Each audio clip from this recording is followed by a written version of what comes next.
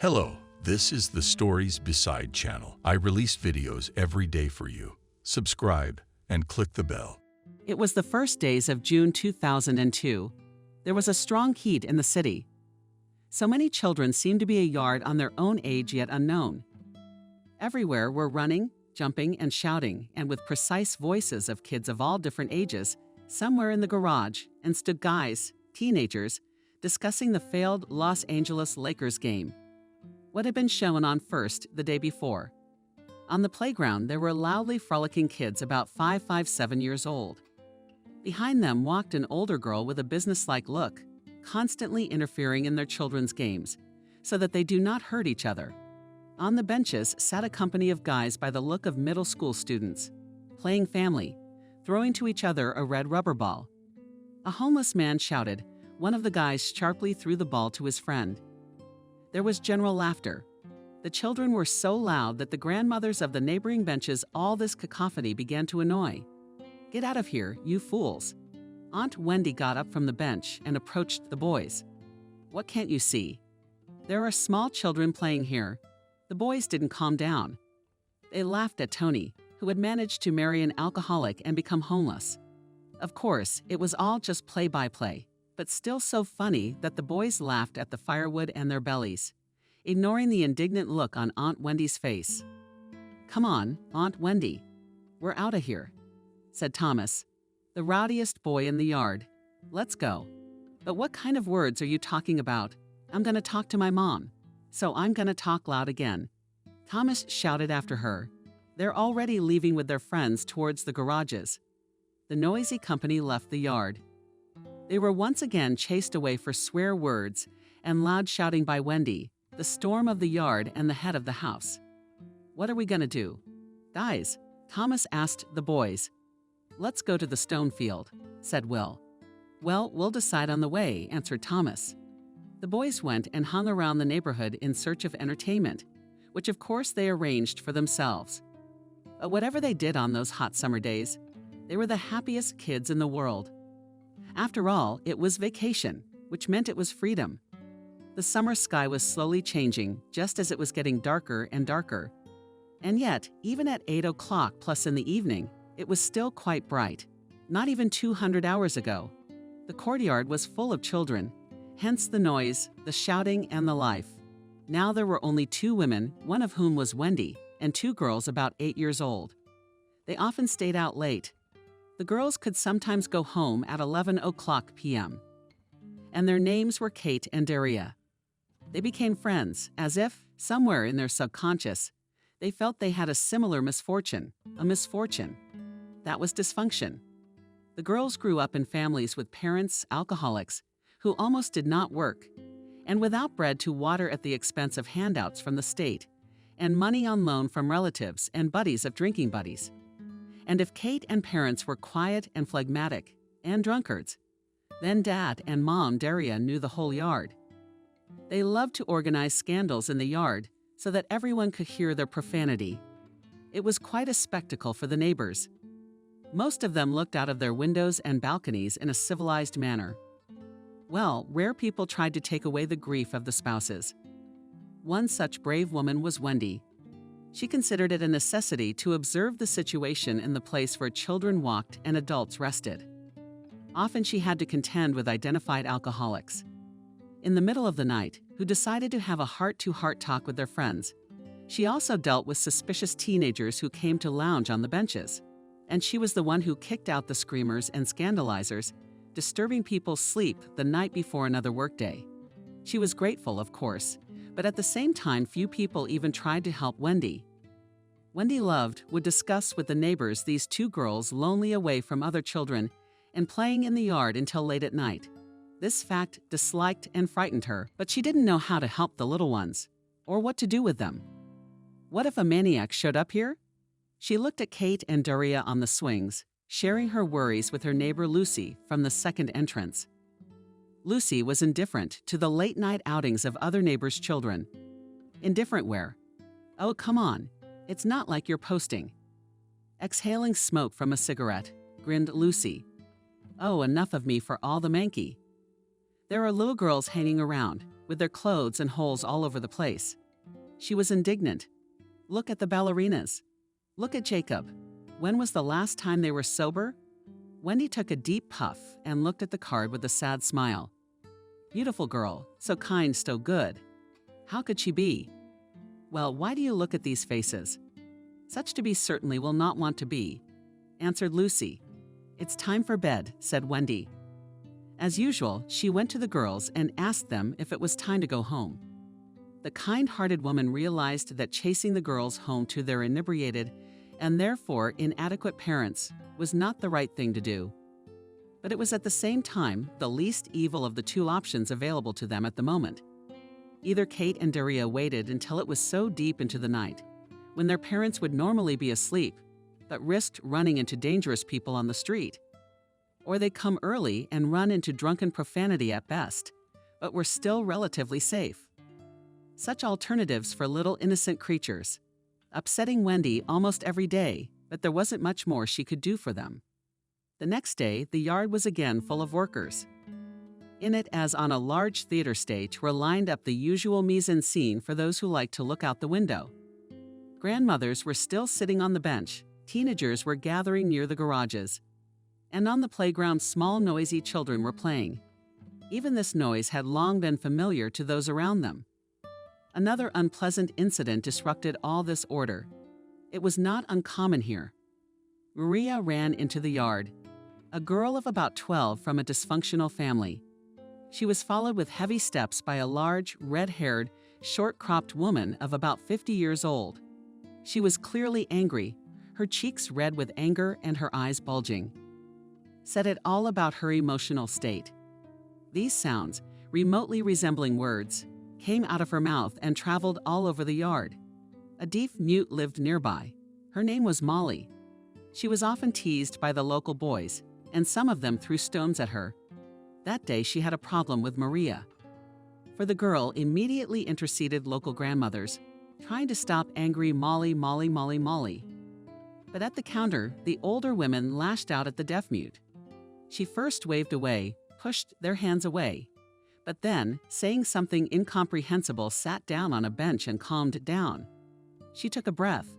Still the grandmothers came closer to her. They saw Molly crying quietly. Come on, scratch the rivers. One of the old ladies came running in deaf and dumb. Molly sat on the bench for a while, as if thinking about something, took her dark blue cloth and her bag, which was almost empty. She took her dark blue and rag bag, which was almost empty, and went on her way. Girlfriends Kate and Daria watched this picture with horror. They then discussed Molly and Maria for a long time. What could she have so offended the poor invalid woman? The girls, like the grandmothers on the bench, were hardy creatures. They never liked it when the weak and unlikable were offended. And now they took pity on poor Molly, calling Maria a fool. The sun was shining brighter than usual. There were still many children, grandmothers, and adults on the streets, already having fun, singing alcoholic beverages, and not at all embarrassed by the large number of underage visitors to the palace. She could see the people of the playground and beyond from bottom to top. The girl was hanging from one of the yard turnstiles. It was one of her favorite things to do. Everything flipped upside down, giggling, she told her friend. Her blue t-shirt came down and distressed her small baby belly. You can see the belly button. Daria laughed. Mary on the turnbuckle. Kate was embarrassed and timidly took hold of the edges of the t-shirt and pulled it back up. Two little innocent angels were so carelessly playing and chatting about all sorts of silly things on the playground. And everyone had stopped their eyes on them at least once. They were cute, and at the same time in the eyes of these two beautiful creatures was already a lot of pain. And even a lot for 8-year-old girls. It was getting colder outside. A strong wind was falling. In a matter of minutes, the courtyard became completely quiet. Almost everyone had gone home. Thunder rumbled in the distance. On the bench sat a woman about 50 years old with bags. Probably found them from the store and sat down to rest. Daria and Kate were running around the yard, oblivious to the overcast weather and signs of an impending thunderstorm. The stranger on the bench was smiling, having watched the kids run around. The wind blew even harder. The sand soared into the sky. The girls squealed, "Oh," sand in the eye, straight shrieked. "Kate, I'm going home," replied her friend. She quickly ran towards her driveway, looking around. Kate noticed only now. There wasn't a soul in the yard. This had happened before. So the girl said to herself, "Well, here I am again alone here." The only one she noticed was some strange lady with bags. The girl decided to approach her. "Hello, do you need help carrying?" she asked the woman.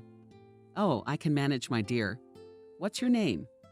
answered the stranger Kate. "I'm Miranda." "Where do you live?" "I asked the children not far away. I was passing by your yard." "Why aren't you home?" "Kate, look at the weather." The woman surprisingly quickly picked up the conversation with a strange child.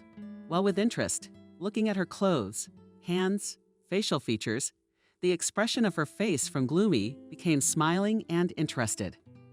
The girl was embarrassed. She was always trying to make conversation, so that it didn't descend into uncomfortable questions. Parents.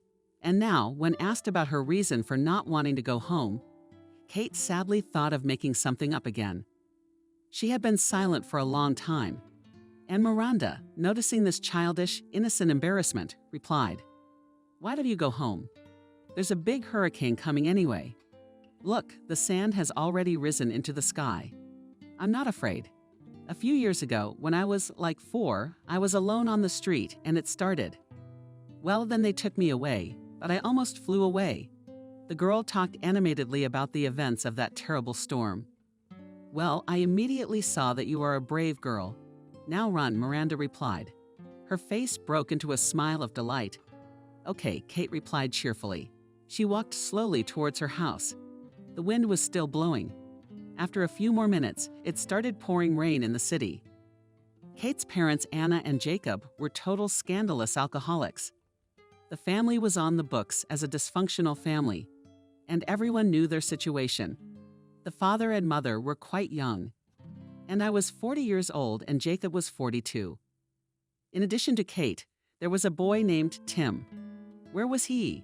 During the summer vacations, nobody knew his 14 years.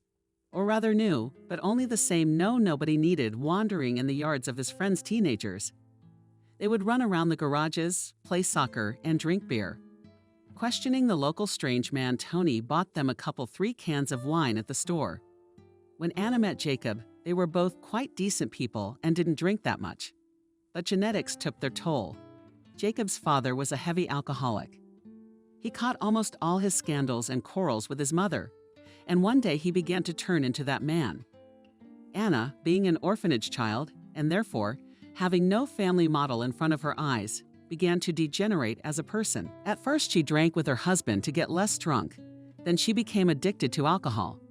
Having no higher education, they could not find a job that would suit them. And now every time one of them got a new job, not even a month passed before they were fired. So the family got used to living at the expense of the state, and especially kind relatives of the buddies would lend them money. One of such was Anna Lucy's sister. The woman worked as an accountant in a construction company and could afford to give her sister a few $100 a month to support her favorite nephews. Miranda began to frequent this noisy courtyard full of unusual personalities and noisy children. Sometimes she was on her way from the store, and sometimes she would just walk by, pictured there to sit and watch the summer's carefree bustle of kids. She walked around, yes, around inside her mind for a long time. But when once again she saw the shy blonde-haired girl, Kate, and her friend knew for sure she wanted to see her. And it wasn't just a feeling of pity for the neglected child. It was something more. Wendy liked to go out on her little balcony on the 3rd floor, where a cat with little purple flowers was tied up on ropes, and the wire was converted to a parapet by an ashtray that was a tin can of Sprat. From there, she watched the life of the neighbors and just smoked. On one of those lazy days when there was no reason to go outside and just didn't feel like it, Wendy saw Miranda. She remembered that she had seen her before. She didn't like her presence in the yard. She doesn't talk to anyone. She's weird. What's the point of being here at all? The woman thought. Miranda sat on a bench. She didn't have any shopping to do this time. She seemed to have come here purposefully. Coming here, for the umpteenth time, she had never struck up a conversation with anyone. and to some she had already managed to be attracted. Miranda called out to Kate. She recognized the familiar face and, leaving Daria alone, ran up to Miranda. "Oh, hello. Are you here again?" the girl said with a childish, naive smile. "I'm here a lot now. I come here maybe 5 times. I've already answered here. The new picture is familiar. Come in, you live nearby." "Yes, I do." "You haven't been around for a while, have you?" Kate was shyly silent. Miranda realized that she had hurt the girl and hurried to reassure her. "It doesn't matter." "Well, not important. So the business was important. And who do you live with? Do you have a husband?" Kate asked. "No, I don't have a husband." "And children?" "No kids either." Miranda gloomed a little, but not for long. Next to her, 20 centimeters away from her, sat a curious little beauty who was as interested in the life of her interlocutor as she was. "Kate, you tell me, what do you do? Are you out with a friend?" Miranda also already knew what the girl had to deal with every day, and she wasn't even a little bit honest with her. This wasn't the 5th time she'd come here to the yard. She had been coming here for 2 whole months. The woman wanted to hear and see the noise and the fun, the child. And if other adults sometimes resented such an environment for Miranda, this yard was a fairy tale. Except for the hair, the girl with the big blue eyes was only the 2nd time she'd seen it. Not much of anything. "I don't know." Kate hesitated, twirling a strand of her blonde hair around her finger. "Sometimes we run around the garages." "Oh, don't tell anyone." She covered her mouth with her hands, glanced confusedly at the woman across the garages, barely concealing her indignation, and interjected Miranda. "It's dangerous, Kate. My husband shouldn't, but Daria and I like it." "But she's not allowed," the girl replied. "And you?" "I'm allowed to do anything." The girl grinned so uncharacteristically ironically for her age. Miranda felt uncomfortable. She realized, of course, what poor Kate was getting at. After that conversation, these 2 different souls became even closer. Every time a woman came into the yard, Kate would throw herself around her neck, screaming Miranda, and hugged her gently, asking about business. Miranda told her that she worked as a doctor in a private clinic, that she loved reading and traveling. Kate had never been farther than the nearest suburbs. She loved to listen to her new friend's stories about the pyramids of Egypt, the blue vast sea, and the big African elephant that dragged their fascinated passengers sitting in Hindi right on its own back. One such lively conversation Wendy overheard while standing on her favorite balcony with a cigarette. She realized that the girl's parents were probably in no condition to know about Kate's new friend, and felt it her duty to steer the woman away from the naive child. She saw Miranda as evil. One day, Wendy decided to talk to her. Kate was no longer in the yard. Miranda sat alone and stared at the burning windows of the houses. It was getting dark. She leisurely approached the bench where the stranger was sitting and addressed her. "Good evening." "Hello," Miranda replied. Wendy immediately there seemed to be consternation and uncertainty in her voice. That feeling was even stronger. Reinforced her suspicions. Nothing good about this woman, she thought. "Do you live here in these houses?" Wendy asked, a little farther away. "I like to vacation here." "Do you like the screams of our children?" Wendy laughed hostilely, sat down on the bench next to Miranda and smoked. "I like children. They don't annoy me," replied the stranger calmly. "Especially Kate. Do you like it?" The abrupt switch from you to you seemed to Miranda to show some hostility on the part of the interlocutor. "What do you want, woman?" "I'm just socializing with the kids. They come to me on their own. And, times are tough. And you know what, Kate, our kid, we're all watching her. And her parents are alcoholics. But we love that girl, and we're not gonna let her get hurt. I'm very happy for you. I don't know what you're getting at." Wendy was a fan of watching the news on TV on cold, cloudy days, when you did not want to go out, even to smoke on the balcony, often gained for his and hardships of the past, the heart and side pure. What is going on? At that time rare were news about pedophile maniacs, and people engaged in such black business as illegal transplantation, slavery, and drug business. All of these puzzles in her mind had formed an unpleasant picture.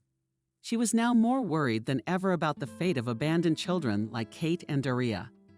Wendy did not question Miranda. She felt it was her duty to declare her attitude toward the local children who were deprived of care and control from their parents. Yet after the conversation, she left the yard with mixed feelings.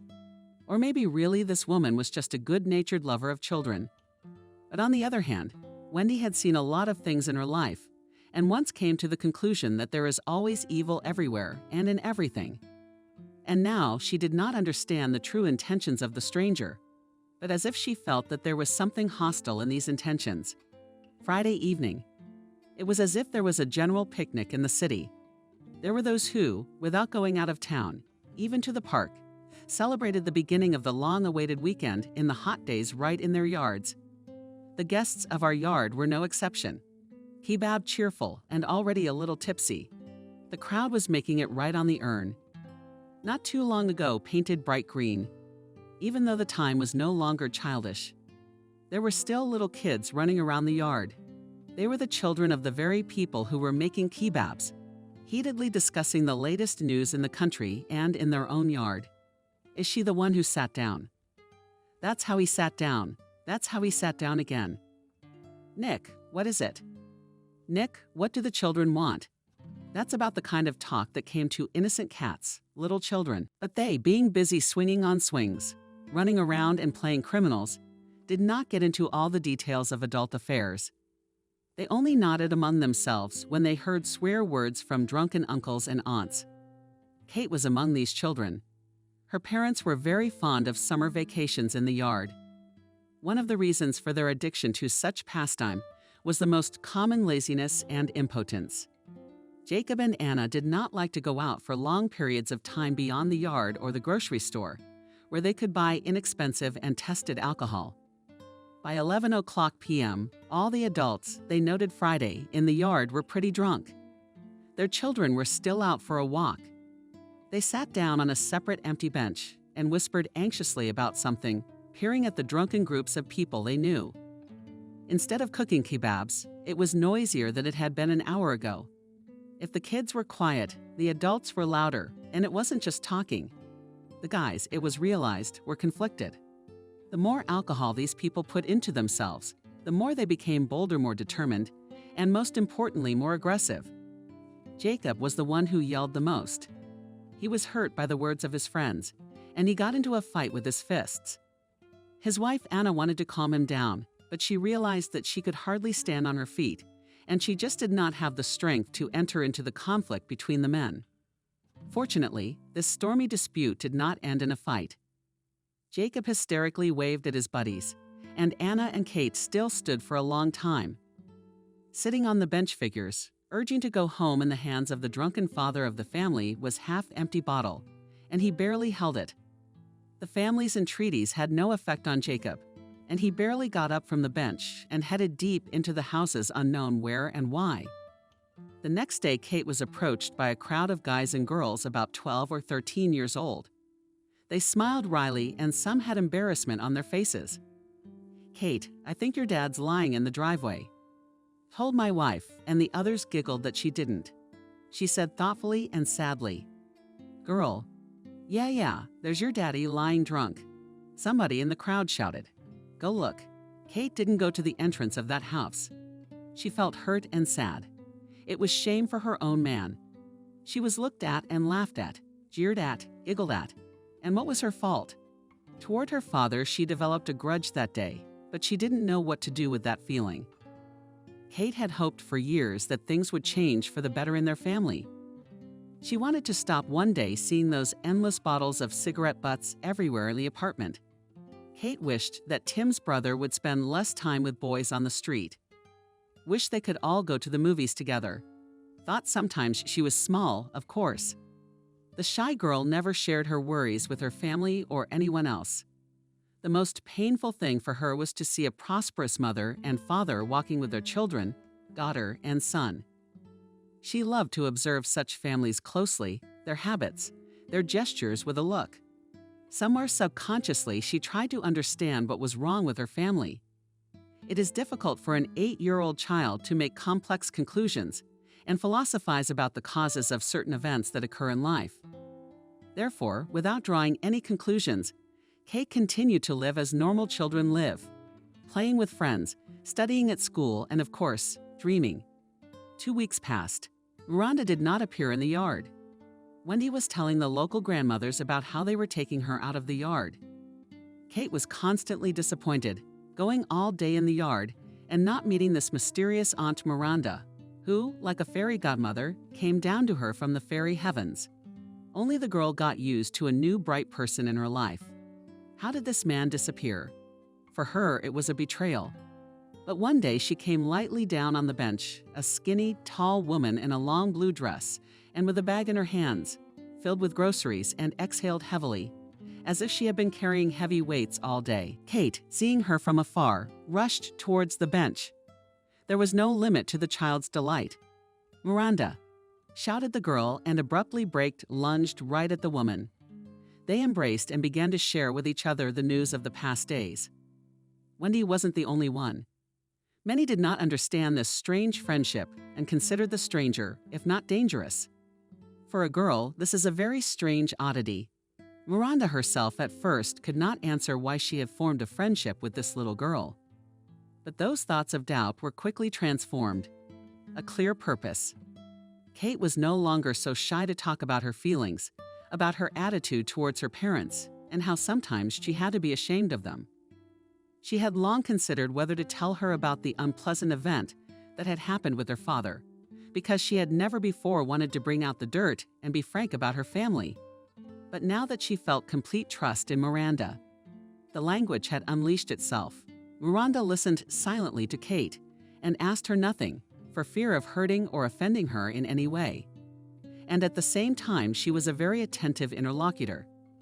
Kate sometimes wondered how she could remember such details of her stories. Such interest of her new friend bought the girl up. "Miranda, do you have a mother?" Kate asked her. Sometimes, as is often the case with young children, she asked her companion the most sudden questions that stumped her. "Yes, there is Kate. Why do you ask?" "No, I'm just asking." "It happens. I just wanted to know." Miranda was curious in this girl.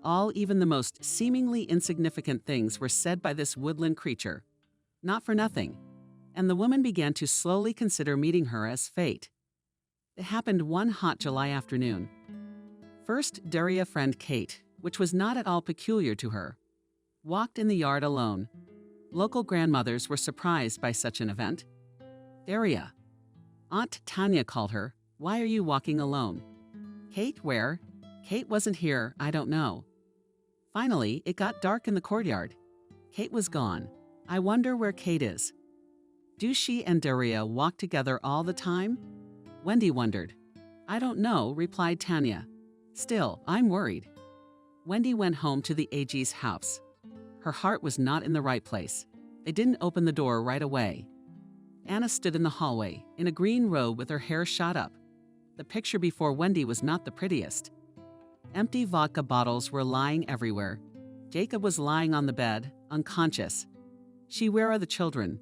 Wendy asked worriedly. I don't get it." Temka is in the room playing, sitting up, and the woman's petite face took on a completely different expression in an instant. She seemed to have remembered that she had a young daughter who didn't come home at 10 p.m. as usual. "She's not in the yard, Anna." "What yard?" "The time is 11 o'clock p.m., almost not anymore. She wasn't in the yard." For the first time in a long time, Kate's mother was in great anxiety. What to do now? Next rested her arms at her sides, walking over to the window. It happens so often with people that they think better as when the streetscapes appear before their eyes. She realized that by and large the girl's well-being was of interest only to her, and to some extent Anna, even though the alcohol had destroyed almost her entire personality. It was necessary to help this woman, and more importantly, to help Kate escape from trouble.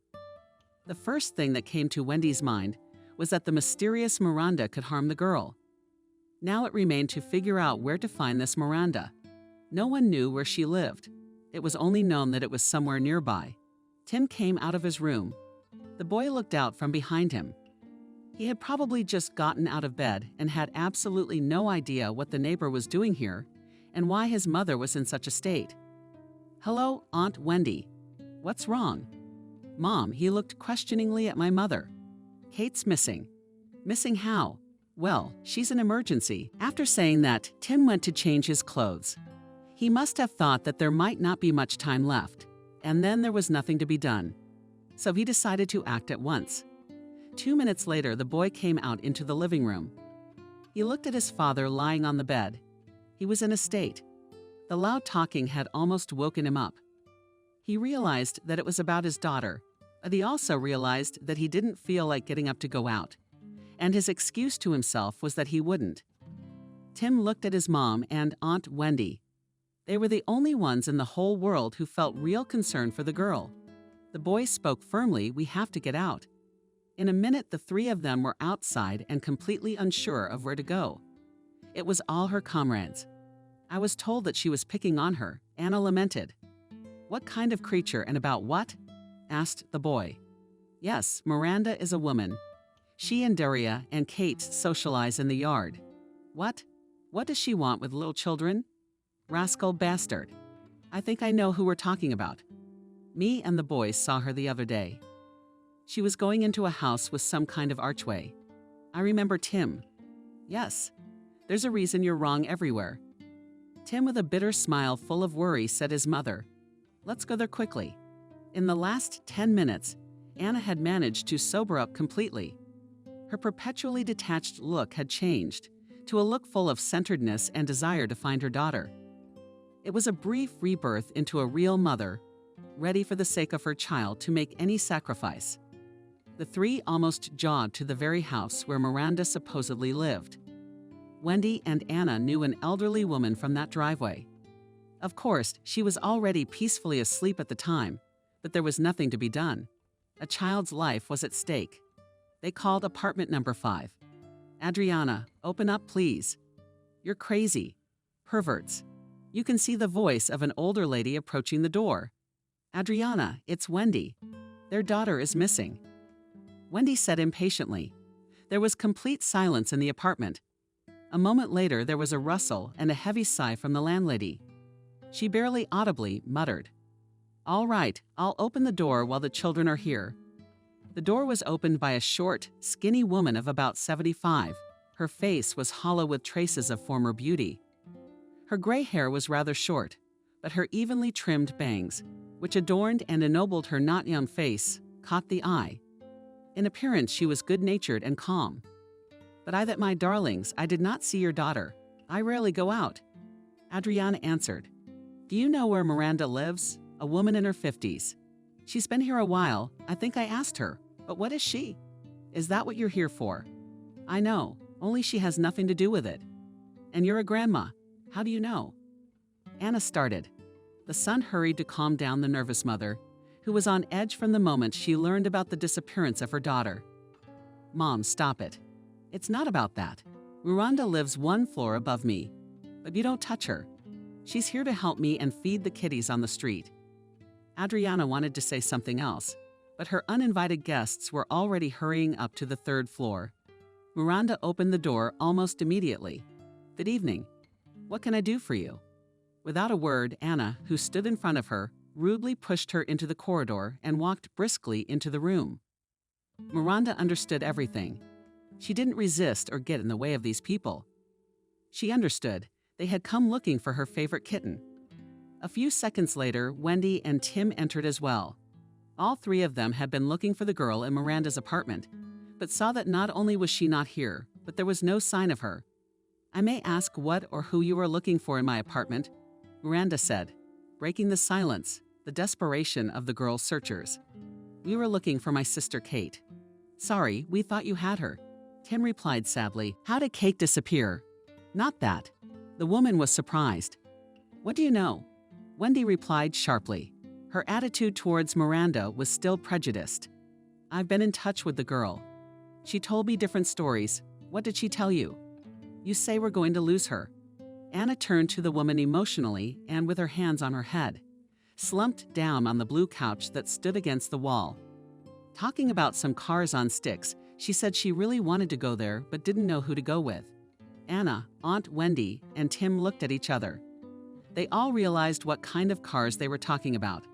It was the local attraction near the Oriental Movie Theater. Almost running, they headed toward the place. "Wendy, I beg you, go home panting," asked the woman Anna. She saw that Wendy was in no condition to move so fast, and yet she was making attempts. "Yes, Auntie." "Wendy, we'll find it ourselves now." "Kate, we'll tell you everything at once." "All right, fuck it, I'll go. Don't wait up." An elderly woman of 67 years old slowly changed from running to walking and sat down on a bench near the living house. Only found alive, she thought. There was both fear and pain on her heart for this child, lost in every sense. Now there were two of them. The people closest to her were looking for Kate. They got to the rides that were about to close. "Have you seen a girl around here?" They approached the vacationers. Anna and her son began to describe her, but everyone was silent. Suddenly, someone from a noisy group of young people. She asked. "There was one." "We don't know." "There was a girl. Yours looked like they left about 5 minutes ago. She was with a man, like a man." Anna cried out. "Which way did they go?" "Over there to those 5-story buildings." The young man pointed to the gray paneled houses. Towering themselves among the other buildings, even more anxious mother and son ran towards the houses.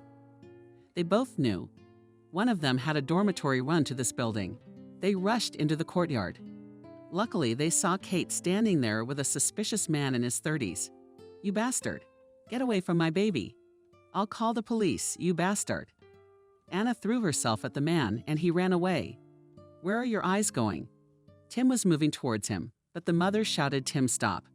The boy's boy won't catch up anyway. Let the bastard run."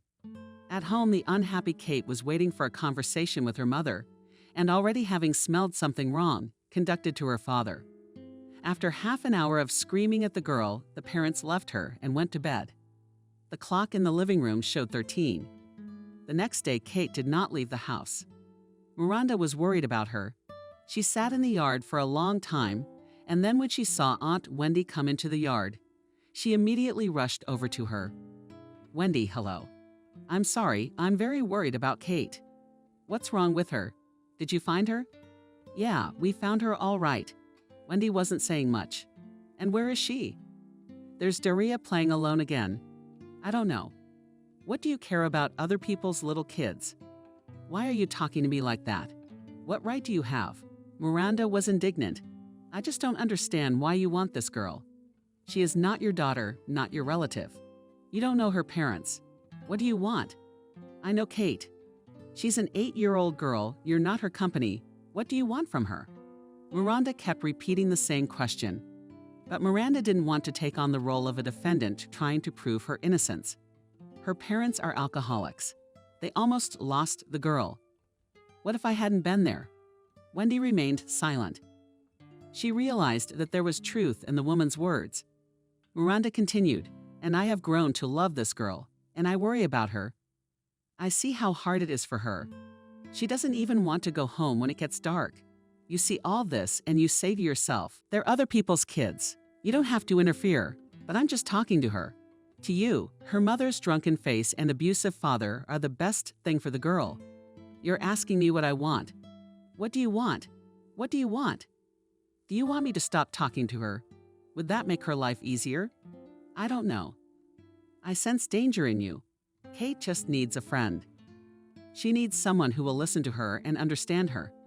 I never hurt her, but her own parents, they're monsters. They could be a danger to her, not her parents, not her mother. You have no right to discuss her. Why don't you take care of your own children?"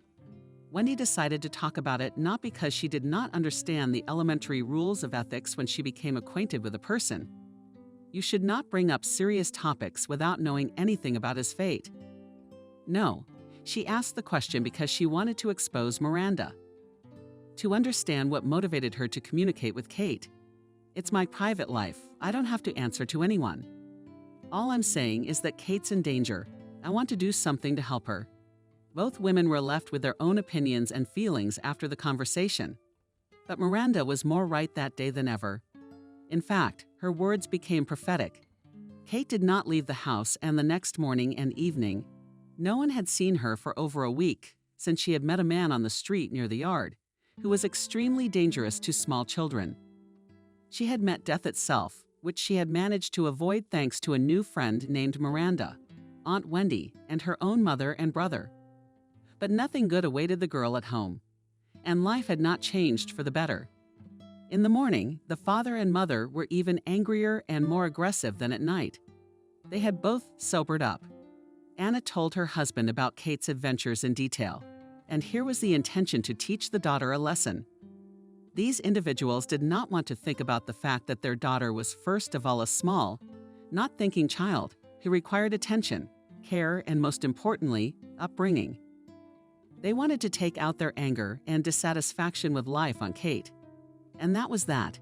Even the day before, having found herself in terrible trouble, having avoided it, the next day the girl got to the new parents, and having waited for the usual departure of the 14-year-old son from home beat the girl. Anna, of course, did not hit the child hard. She more shouted and controlled the actions of a scoundrel husband, who beat his own child with a belt and bare hands. After a while, the perverts realized that the girl had not risen from bed for a long time. On the pillow, they found traces of blood. Kate had to leave the hospital.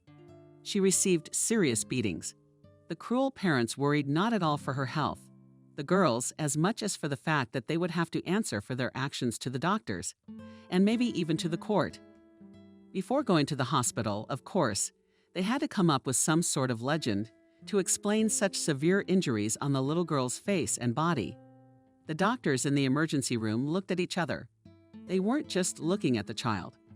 The appearance of her parents made them realize the girl had been beaten by them. The young medic smiled at her colleague. It was, of course, a smile of irony. How many times had they encountered similar tales of a bad fall or a collision with a lamppost? Meanwhile, the nature of the injuries was obvious. It was a beautiful hot summer on July's cheerful, noisy days. Kate lay in a children's hospital on her bunk and looked out the window, dreaming of getting out of those gloomy, unpleasant four walls sooner. The only thing she was grateful for about this place was the temporary protection from her hated relatives. She missed her friend Daria, the other neighborhood children. Despite not having much contact with them, Kate was already starting to reminisce about school. She wanted to go to 3rd grade. She also thought of her adult friend Miranda and wondered if she would be worried about her absence. She really cared about this stranger's feelings. She was no longer such a stranger to her. On the contrary, there was something native in her voice and in her smile. In spite of all the care the doctors had taken of little Kate at the time of her discharge, she was almost healthy, but she was not able to regain her original aesthetic appearance. Still on her face were bruises of the mortgage. But the girl did not worry about it. After all, ahead was a meeting with her dear and close people. After the home beating, Kate began to appreciate the friendship with Daria and Miranda even more. She walked out into the courtyard. All eyes that day were directed toward her, and even though Kate was a little girl, everyone could feel her bruises and looked at her with special attention and interest. "Hi," a friend hurried to hug the girl. "Hi, Daria, I missed you." "Oh, what's wrong with you?" "Did someone beat you up?" "I fell." "You fell really hard." Yeah, Aunt Miranda asked about you a lot. She was worried." "I know she was. That's okay. I'll see you soon." Daria asked about the details of the fall for a long time, of course, not realizing that she was hurting her friend and that she was being as inept and childish as she could, twisting and making up stories.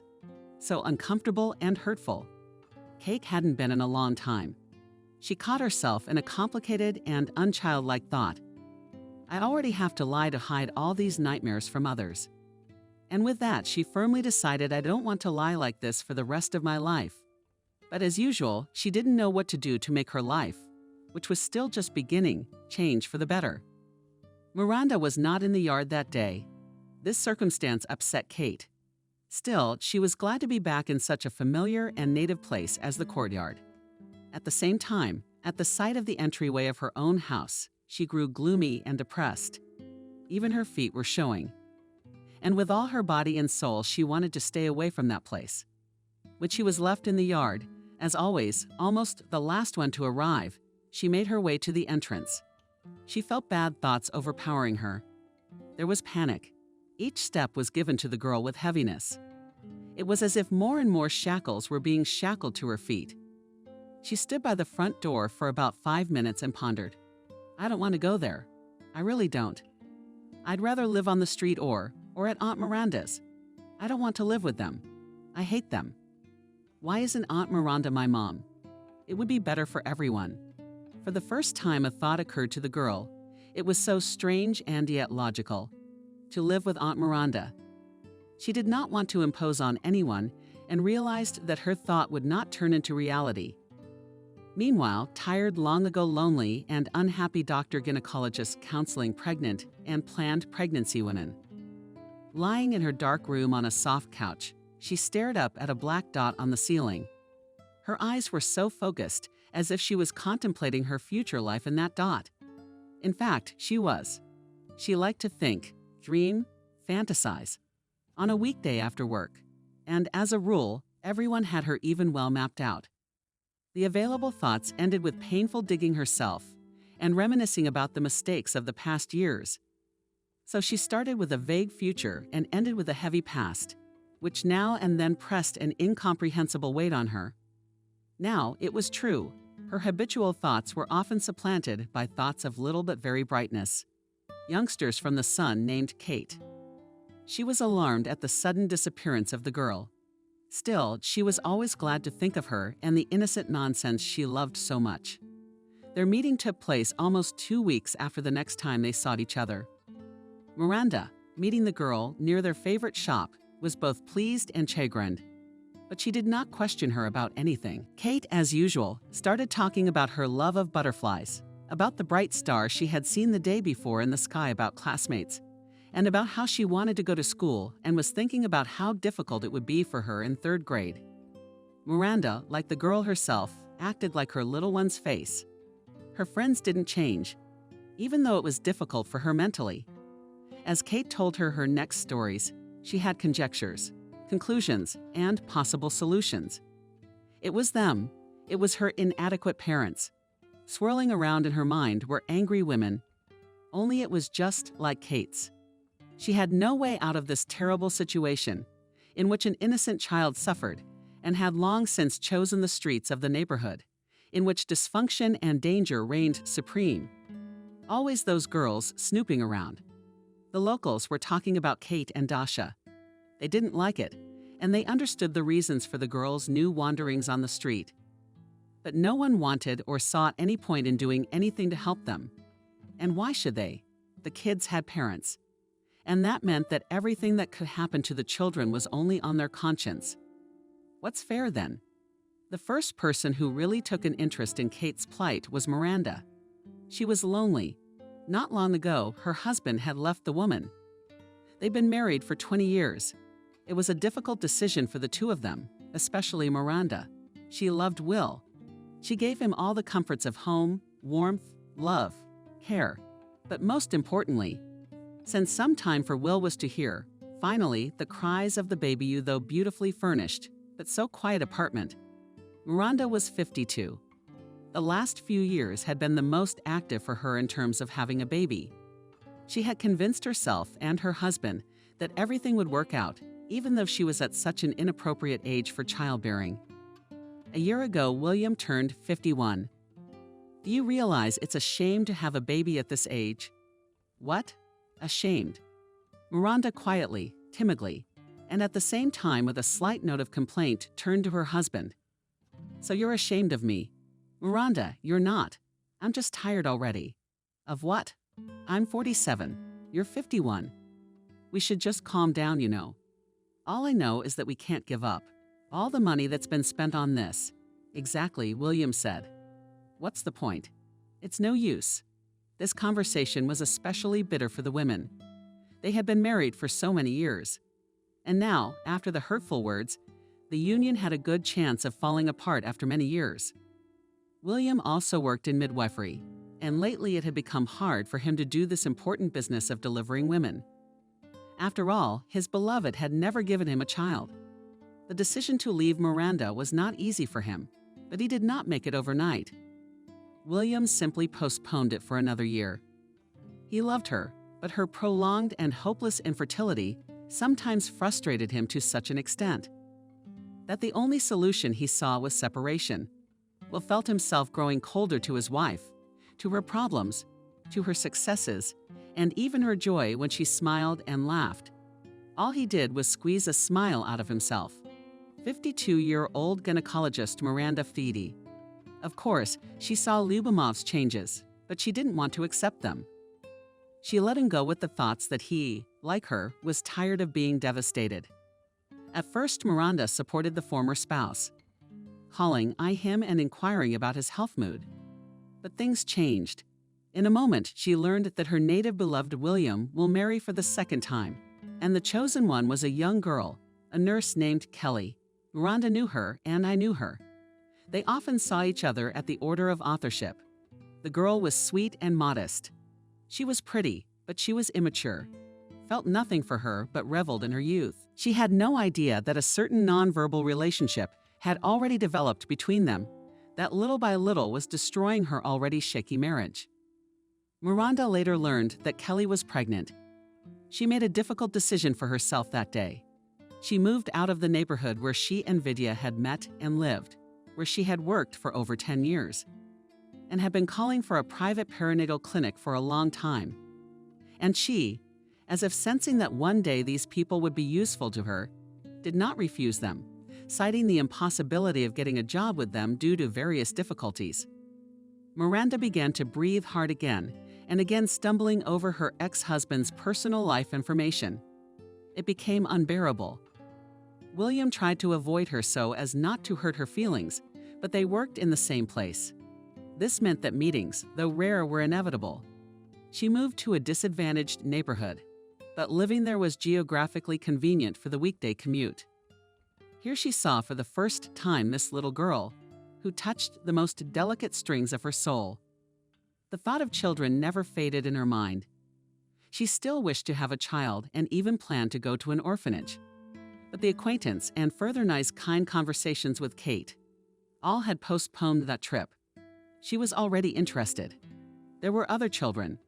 For her, as for other real moms, they were strangers' children. One had so imperceptibly and quickly become her own. Another already less tense conversation with Wendy seemed to gather all Miranda's thoughts into one decision. She didn't understand what she had heard from her neighbor, but she felt that she understood everything. Again you asked the approaching Miranda, holding the bags in her hands. Me again. You know I live nearby. Maybe I'm not allowed to sit in the neighbor's yard now. You start acting like you want to. Just as weird as I am. All right, that's enough of that. Where do you go grocery shopping? You live online, and we all go to a 10 instead of a meeting. Well, I can go there too, she answered indifferently. Clearly, she was thinking about something else. I was not very concentrated on the conversation. There was silence between the women. A light summer breeze ruffled the blonde strands of hair that came out from under Marina's crap. She looked away toward the noisy roadway. Miranda, are you married? I'm not. And children? Miranda didn't answer. Wendy didn't bother asking her. She suddenly thought of her family of gays. And these alcoholics are our two children. Tim and Kate is your favorite, but she herself is an orphanage. Miranda asked thoughtfully, what a wedding we had here. We partied all night. They went to a restaurant. It was such a PR, I don't know where he found her. And then the bottle. And that was it. There's a lot of people like that around here. It's just the most scandalous ones. Miranda eagerly caught every word from Aunt Wendy, looking for salvation and a way out of the situation. And when she got home with bags full of food and lay down on her blue couch, she began to have intrusive thoughts. Not an alcoholic. The orphanage, so Kate doesn't know her grandmother. So what? Why are you telling yourself all this? No, what's the big deal? It's August. The kids were starting to feel a little bit more like school was approaching. Some were anxious, some were excited. And there were those who were especially pragmatic, who thought that it would be good to use the last summer money to the fullest, without thinking about the future. but as it got significantly colder outside. Neighbors smoking on the balcony was no longer observed.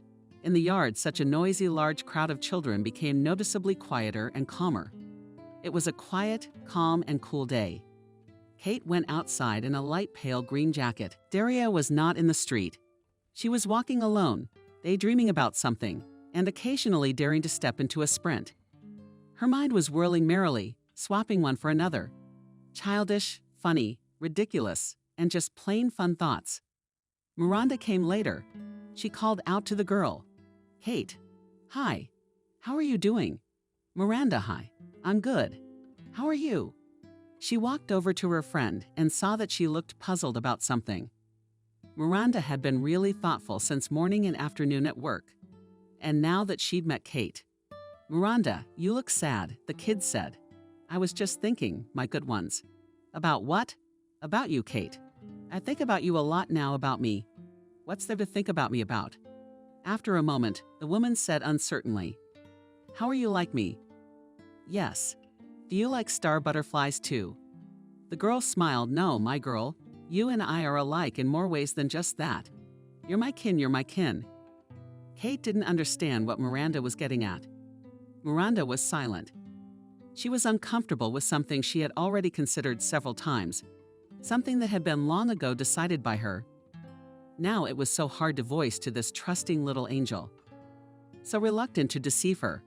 "I am your grandmother," quietly she said. "But it can't be loud." Having said these words, the girl took a deep breath and covered her mouth with her palms. "I don't have a grandmother. I don't have a mom. She's from the orphanage. I know, Kate, your mom was taken away from me a long time ago. And now I found you, Tim. You have your daughter. Your mom upset me. I don't want to know anything about her. She's hurting you. So Mom doesn't know about you, but you know everything now." Miranda wanted to make one very important, unexpected suggestion to the girl, but restrained herself, thinking that today she had enough information, which was not only shocking, but also false. This woman had suffered much in her life. It was a long time for him, in spite of his efforts and righteous living, to face the fact that she could not once again have a child. A small and sharp blow was the betrayal of her husband. Of course, all these events had affected Miranda, and she was no longer the same. The moral boundaries within her were erased. It seemed that she was ready for the most any stupid, rash, and terrible step. She thought long and hard about the neglected blue-eyed girl named Kate. And finally, she had made up her mind. She was going to steal her away from her family. Miranda was at the stage of thinking out her course of action. She had no margin for error. A mistake meant a complete failure in life, closing the last door to at least this late personal happiness. That in her case meant imprisonment. Miranda realized if she was caught, she would not survive the shame and imprisonment. Careful and cautious, the dweller of the house with the arch was not only watching Kate. She already knew quite a bit about her parents, her brother, those who might have caused the threat. One of them was Aunt Wendy. Miranda learned that the grief her parents had found as of late had been in a terrible drunkenness and had seen and understood little of the world. Those we came home less and less often.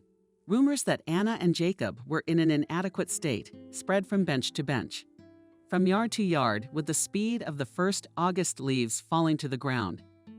Everyone knew the couple hadn't left the house in weeks, unless it was to replenish their supply of alcohol, which at the time was vital to them. The day of the false confession, Miranda was still a little doubtful about the correctness of her action and further plans. She sat at home in the semi-darkness and pondered. But for each of her inner questions, she found the answer that was the justification she so desperately needed. That night, she was like Raskolnikov, dividing people into the creature or the entitled. Miranda wondered to herself, why am I afraid to put the girl out of her misery? Does she really have the right to have and raise children? Where is the justice? As time went on, the questions became fewer, and in their place were now mostly statements that Miranda, of course, thought were correct. Alcoholics aren't human. Kate has a right to be happy, and I will make her happy. Why have I been tormented all my life? Why is it fate that I don't have children? I've done everything for this. Will I not be rewarded for it and have an outlet? Miranda interrupted her heavy meditations. Crying. She became unbearable, sad and afraid. She feared for herself in case of failure. She feared for the girl in case something inside her did flinch. And she put it like that. But she lost her tears and looked at the homemade bracelets made of small, colorful glass balls that Kate had given her the day before. I'm still going to save this girl by all means. They met again. Kate knew where her adult friend lived, and Miranda invited her over. It was early weekend morning, about 8 o'clock or a little earlier. That way the risk of being seen by the locals was reduced many times over. Miranda was afraid that Kate would not want to go far away for a long time and with a stranger from her family. She loved Tema, though she rarely saw her. She loved the place she lived in. She also loved the school and the teachers. Thoughts of the girl's possible disagreement were now perhaps the only obstacle to her goal. Miranda looked at Kate seagully, hers practically gone. The girl had been surprisingly cheerful and alert that day, but that she didn't tell anyone anything like I asked Kate to. What's wrong with you? No? In a whisper, Kate said. Kate, I have a serious conversation to have with you. Just please think yourself well. The girl looked intently at Miranda.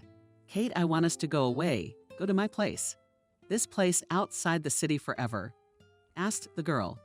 She was even more surprised and confused than when she had heard that the mysterious woman turned out to be a grandmother.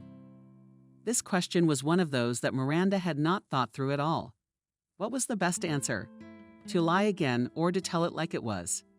She didn't want to lie to the girl again after that big deception.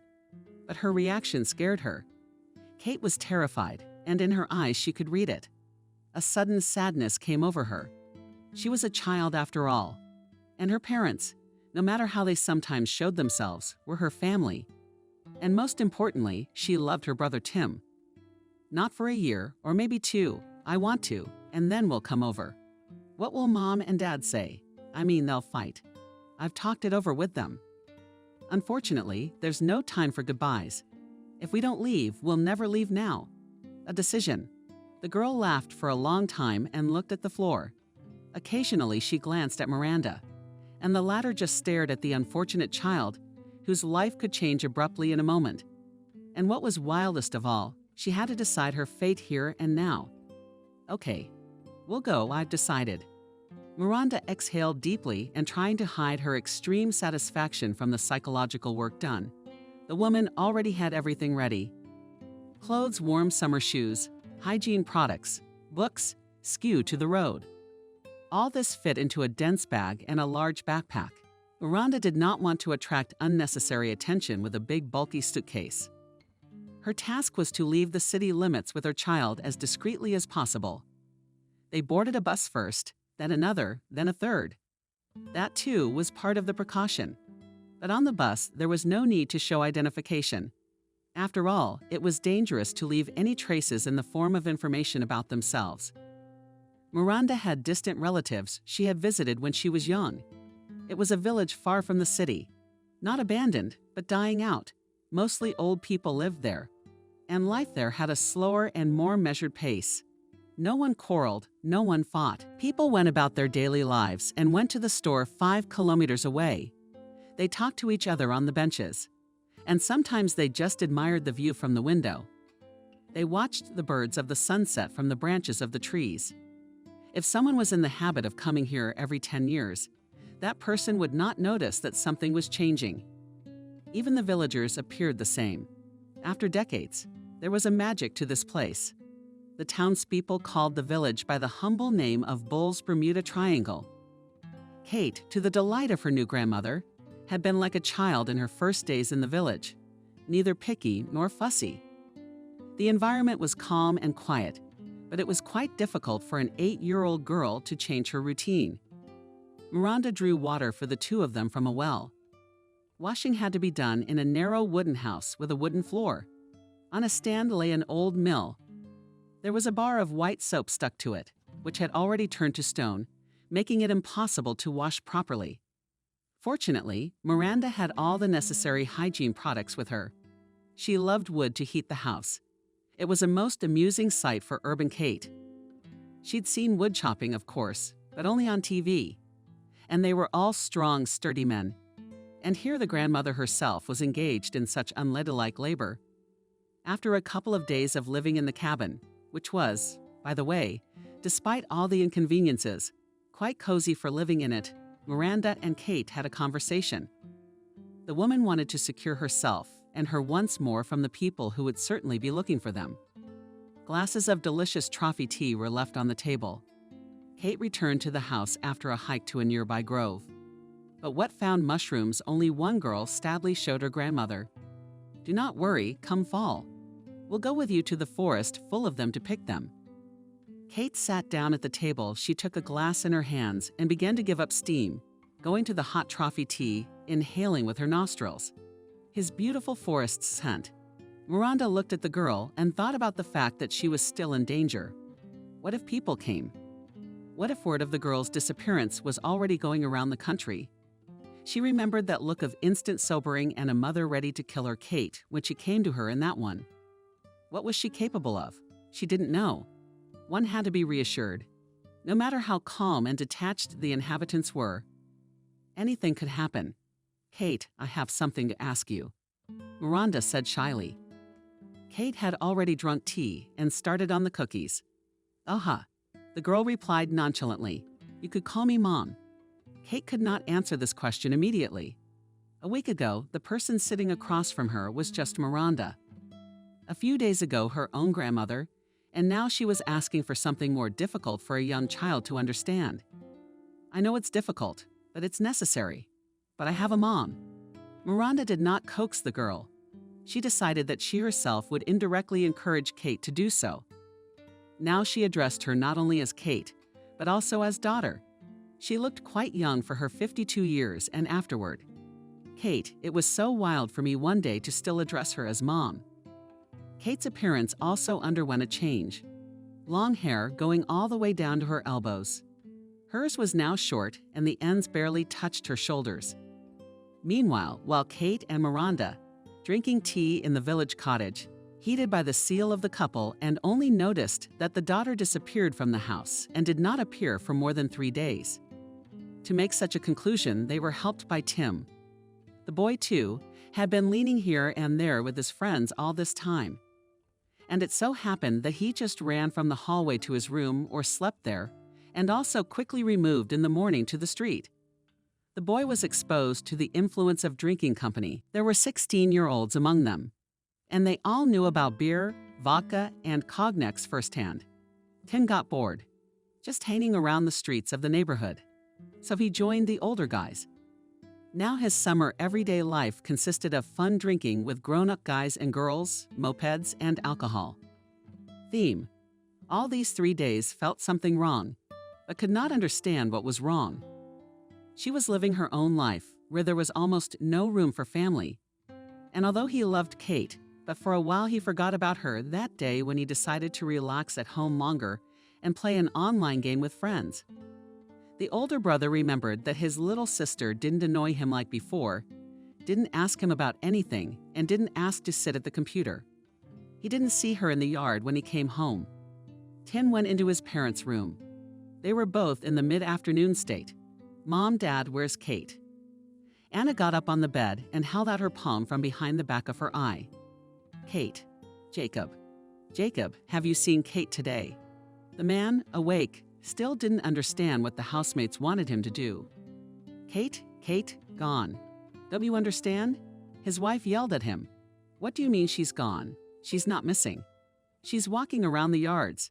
From despair and indifference, Jacob, she slowly sank into the chair and grabbed her head with her hands. What a nightmare. Kate, she cried for the first time for her daughter, rather than risk never seeing the girl again, and something told her that now there would be no happy ending. Just as it had been when they had searched for Kate with Tim and Wendy. The day they realized Kate was missing, the neighborhood police were called in. And the very next day, the whole town was looking for the little girl. On almost every post and on every bulletin board in the city hung a black and white portrait of Kate, a beautiful blue-eyed girl with a kind smile and gorgeous, long, blonde mustache hair. The case of missing 8-year-old Kate quickly spread across the country. Every region was involved in the search for the missing girl to a greater or lesser extent. Of course, when visiting the police station, they never forgot to mention a certain Miranda, who had lived in a neighboring house for some time and was friends with Kate. "She's the one who stole the girl. I know for sure we should look for her," said the desperate women. But it turned out that Miranda was living in the apartment illegally, and no documents were provided to the landlord. A second case arose, and the police took up the search for the owner of the apartment. All these problems were even more waiting to get on the trail of the kidnapper. It turned out that no one could say anything about this woman. Especially the police did not want to develop a man who was not seen for anything criminal, except for socializing with a little girl. It wasn't clear to anyone, including the investigators. They sat in a small stuffy office with old furniture and already retired from modern technology computer, turning on everything once in a while and discussed cases. There were two of them, a young investigator, Andrew, and a senior police lieutenant, Michael. But that's what it wants from us, angry as a cattle. It's her own fault that the girl is missing. But you can see from her face that she was beating her. Come on, Michael. We got a kid to find. Who we got in the pipeline? No one. You remember what that broad said about that sketchy janitor who left with the girl? I think that's him. And Miranda is some kind of fairy tale creature. Basically, if we work hard enough, we'll find her. We can do a sketch based on the mother's description, canvass the neighborhood. Andrew, let's not do that yet. We'll look for this asshole for now. And the aunt is for just talking to the little one now. Do we have to bring everybody up? It seems to me that after these two words, Andrew became silent, which could have cost him the revelations that he was suddenly so eager to express. What do you think? It seems to me that if they were looking for the daughter of some local oligarch, they'd find Miranda, this one, and anyone else. Andrew's still young. Senior Lieutenant Michael's conclusion was completely inappropriate and ill-considered. It carried no hidden meaning except that Andrew was really physiologically young. With such phrases, the chief subdued the ardor of energetic employees who, as he believed, had not yet known real life. So the investigators agreed that Miranda should be excluded from the suspects, especially since the investigation had no information about her. Miranda. Having been alive for a month now, Kate never lost her guard. When she came to town for a necessary occupation, she came across a photograph with a familiar face on one of the lampposts. It was Kate. The woman became uneasy. She found the nearest bench and sat on it. But here I am, a criminal. I've stolen someone else's child. But how unfair is life?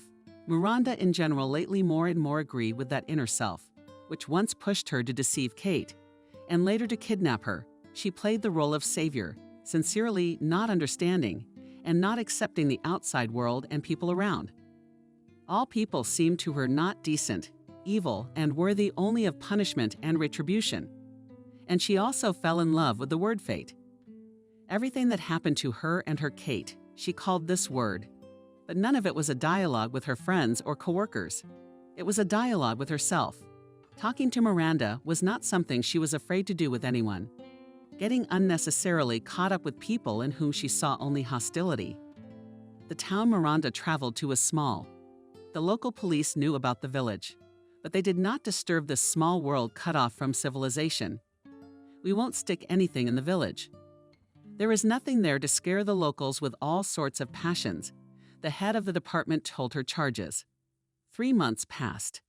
The cold November has come. Nature had seemed to rise one day after a long wait and reward all living things with the sharp colors and fragrant smells of spring. Tim was on his way back from school. He was no longer part of the company of those murderous boys. Interacting with them had fatally, he believed, affected his life and the lives of his family.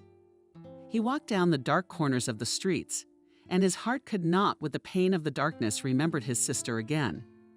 How little time I spent with her. I should have been watching her and helping her. I hate you. The boy had never been fond of his parents. But now he would come home to lock himself in his room until morning and head off to school again. A strange feeling attended the boys.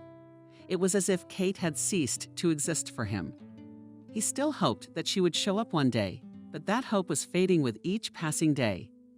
He walked into the hallway. The apartment was quiet.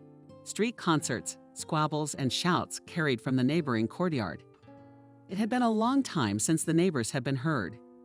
And in general, they were less and less mentioned by the locals. Only the grandmothers, when they saw the gloomy Anna walking towards the wine store, murmured among themselves, discussing the woman's hard fate. What a pity for her, they said. Only Wendy did not consider this character a victim. She was the only one who seemed to know something and was never embarrassed at the sight of Kate's mother walking down the street. While the child was being searched for all over the city and people around her were discussing this horrifying event, she was calm. The subject issue, a muffled voice, came from the kitchen. It was Mom. Tim didn't answer anything and headed towards his room. Kim called out to his mother even more quietly. The boy reluctantly walked into the kitchen. He saw a pathetic creature that very roughly resembled a woman. Anna's face had grown coarser and was covered with numerous wrinkles and puffy. Her hair, as usual, had an unwashed and unkempt look. She smelled like she hadn't showered in a week. Maybe she hadn't. I haven't heard anything, nothing new. Do you think she'll be back? I don't know, exhaled the subject to the press. Kim sat down opposite. There was an ashtray on the table. One of the bowls was also downing his only cigarette. The boy saw a tear on his mother's cheek. She rested her fist, and her forehead and sobs looked at the floor. The picture is my daughter. The subject was in a state of stupor. He pitied his mother, but the feeling did not leave him. The boy realized that all these tears and worries were the payment for leaving them once, leaving the one who needed them all.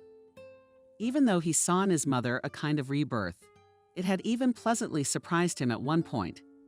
But the thought of Kate being gone, with them, brought him back to a harsh reality where there was no room for any positivity.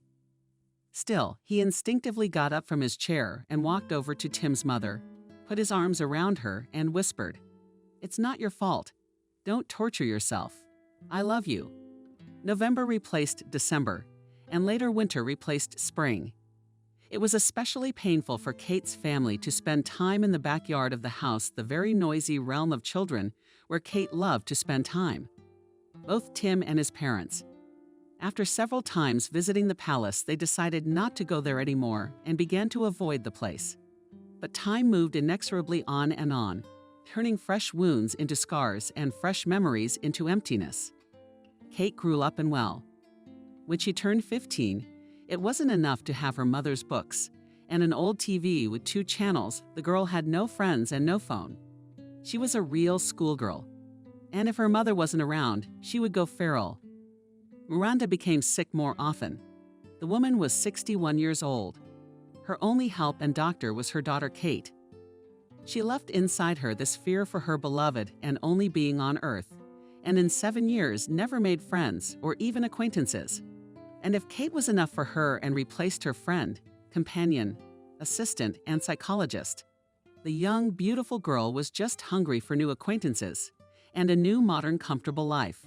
Miranda let her go to town more and more often, but asked her to be quiet, cautious, and not to contact anyone. The girl spent her time at the movies, in cafes, and shopping malls. Fortunately, her mother was able to give her money for such entertainment, who threw quite a decent amount of money on her account every month. And she also wrote scientific papers and articles to order. One day it all happened. Kate made a friend, a guy named Alex. He was urban and a little older than her. Kate told her mother that she was going for a walk around the city alone, but she was in the company of a nice young man. When Alex found out that her friend didn't have a phone, he briefly bought her one as a gift as a token of friendship. When the mother found out such careless purchases, she became displeased, almost escalating into rage. "Kate, we agreed no cell phones." She was indignant. "But I'm an adult. Look, I have a different outlook on life. And what are yours? Tell me, Miranda asked in a mocking tone. "I think you can't hide from people. I don't understand why we've been doing this for so many years. I've explained it to you. We are being chased by people, dangerous people." By the way, Miranda had said a lot of things to Kate in those 7 years. A lot of things, often things that had nothing to do with reality. Once you deceive someone, it's easier to deceive them again. So there's a whole chain of lies being built up. Before Miranda knew it, this style of communicating with her daughter had become habitual. Here Kate, too, became dishonest and mature with her. She asked herself questions to which she could not find answers. And slowly it became clear to her. Miranda had been deceiving her for a long time.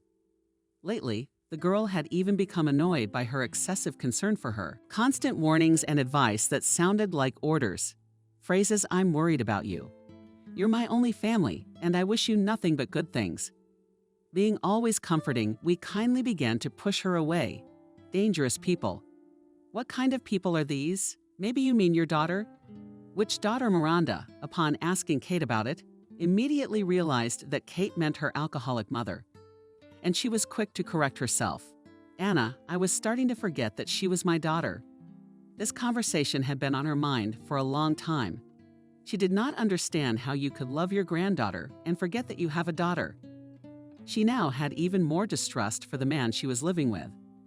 This whole picture of life was no longer comfortable and familiar to her.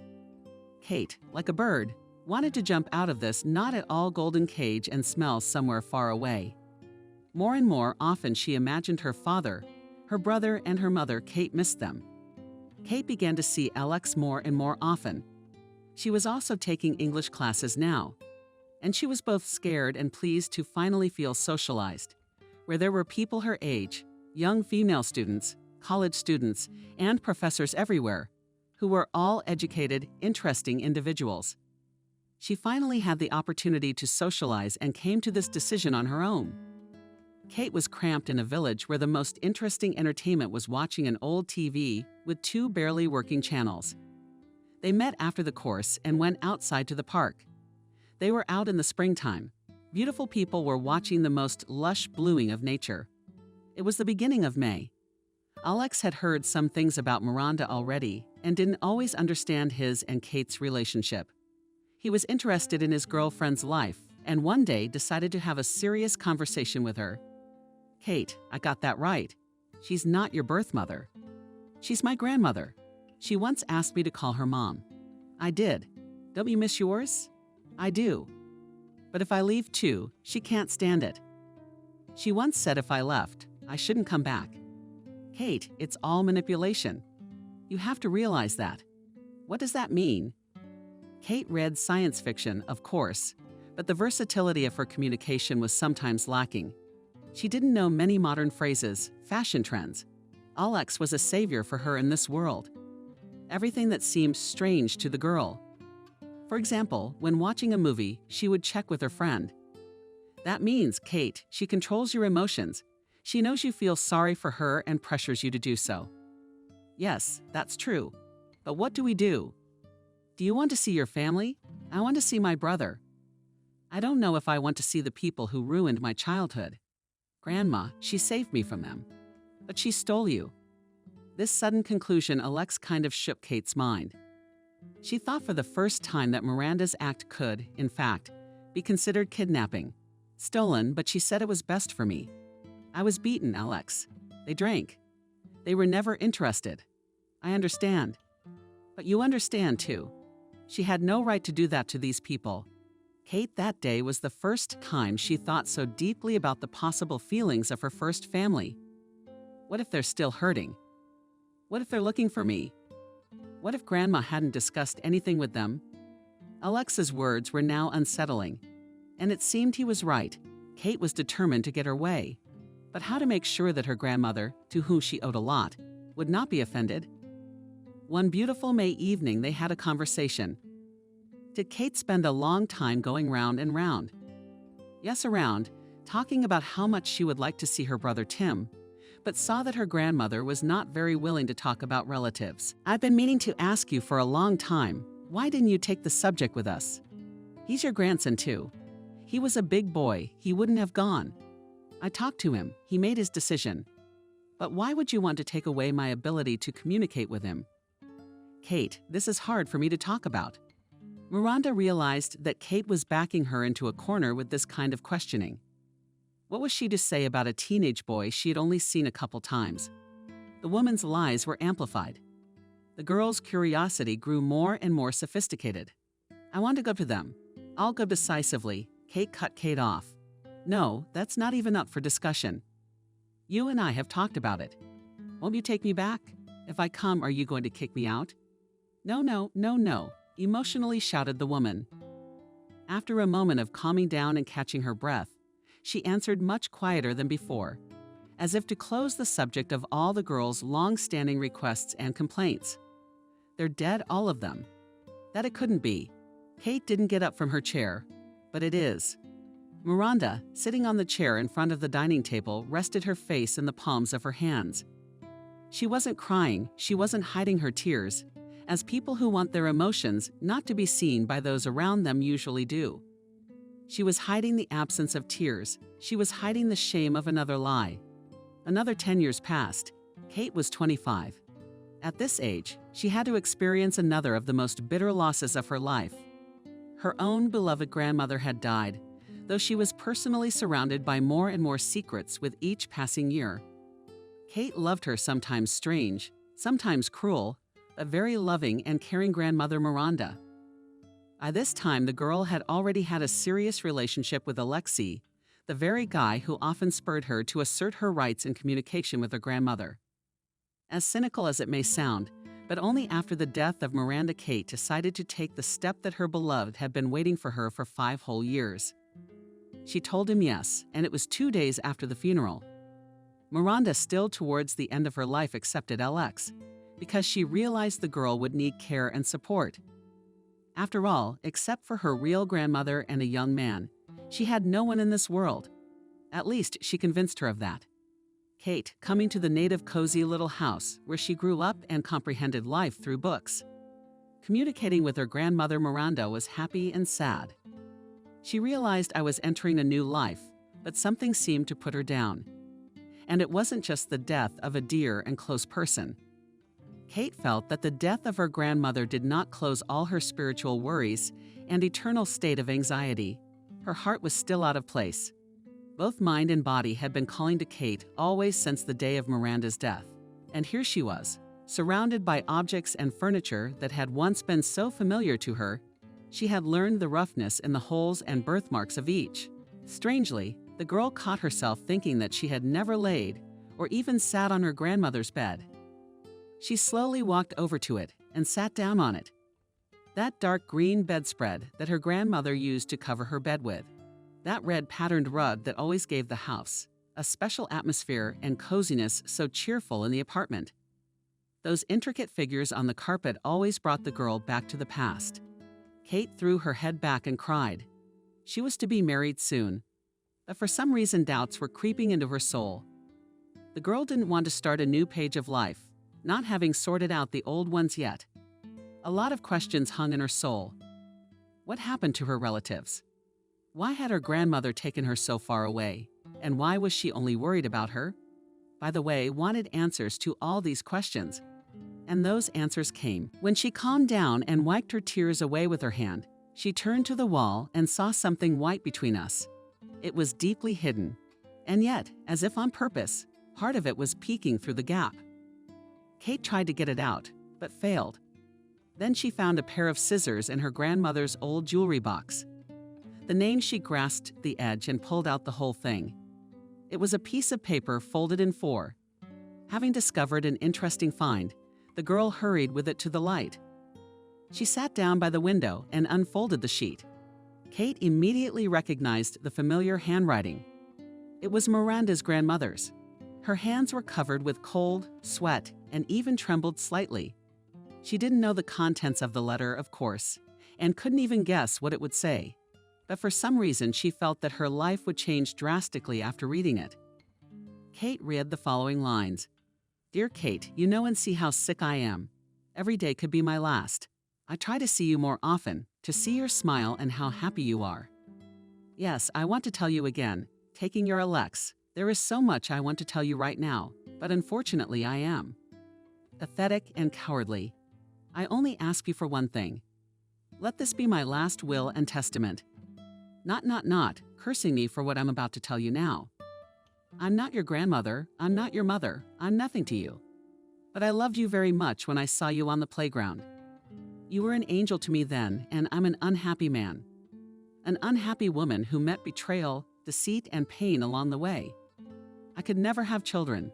The man I loved left me, and he and I lived together for 20 years.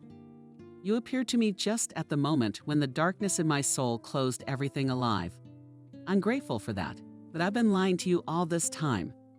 I saw how worried you were about your family. I know who left you with those bruises on your face and your body, and I so didn't want them to do it again. My heart is breaking with pain. I'm a liar. I stole you. I kidnapped you. They were looking for you. They were all looking for you, Kate. I know that. But the scariest, most important thing I lied about is that your brother, your mother and father, they're alive. Yes, they're alive. They're still living in Chicago. If you've forgiven them, and go there soon. Being a mother is the greatest value in life. I've experienced it because of you. Kate sat on the bed for a few minutes in a state of complete stupor. She didn't believe the words that were written on the piece of paper. She didn't want to believe that her grandmother had cruelly deceived her all these years. And at the same time, it was as if she had learned what she had longed to know, and all the secrets that had kept her in suspense were revealed.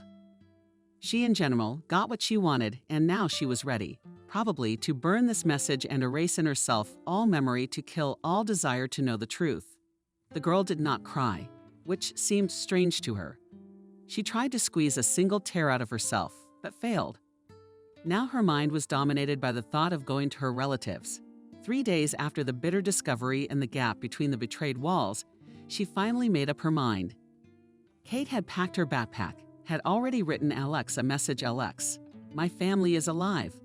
I'm going away. I'll be there in a few days or weeks. I'll explain everything. I'll tell you later. Kate sat at the small table in the kitchen where she had once had tea with her grandmother. She had decided that for the rest of her life, Miranda would be remembered as her own person. The resentment toward her lasted for a few hours, and later all that remained was pity. She took a seat on the path where things were already waiting for her in the hallway. The girl looked out the unwashed window at the courtyard. It would seem that she had waited so long for this moment. She had despaired so much when she learned of the death of her loved ones, and even regretted holding blackness in her heart for her mother and father. She had been so uplifted when she realized they were all alive, but something seemed to stop her from making this trip. It was hard for her to say, too. There's nothing you can do about it. When feelings bloom inside you, bad or good but they're all so ingrained in your head that every day, from waking up to falling asleep, you hear them, feel them, live with them, and a similar strong feeling came over Kate. She couldn't figure out what it was, fear or resentment or rejection. But it was strong behind the sea of energy, of feeling. She thought, whatever the deception was, everything that happened to me, from the moment I was kidnapped and moved away, led me to what is happening to me today. She was happy with Alex. Her soul and mind remained pure and not corrupted from city life. She looked at her watch. She had already missed the first bus of its kind.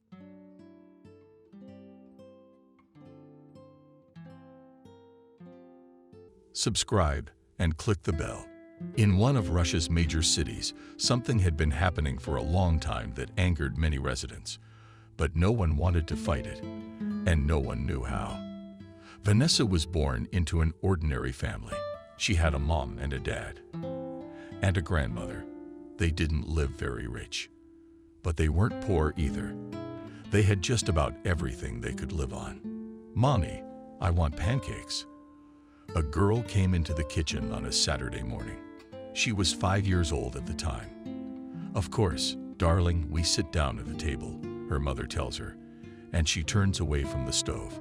Started making the delicious, thin open-work pancakes that the whole family loved so much.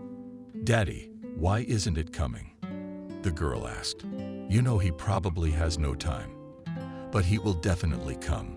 The mother looked into the corridor to see what her husband is doing. It was a very close-knit family. If everyone was at home on a day off, then after breakfast, they were sure to get together and go for a walk in the park. There they had fun with their daughter, and in the evening they could come to visit their grandmother. This was also their tradition. "Mom, can you stay with Vanessa next weekend?" The woman asked her. "Yes, of course. Where are you going?" As if Grandma didn't care, but wanted to know. You know, my high school friend invited us to her wedding, and for once we're both free and decided to go. Her daughter answered her.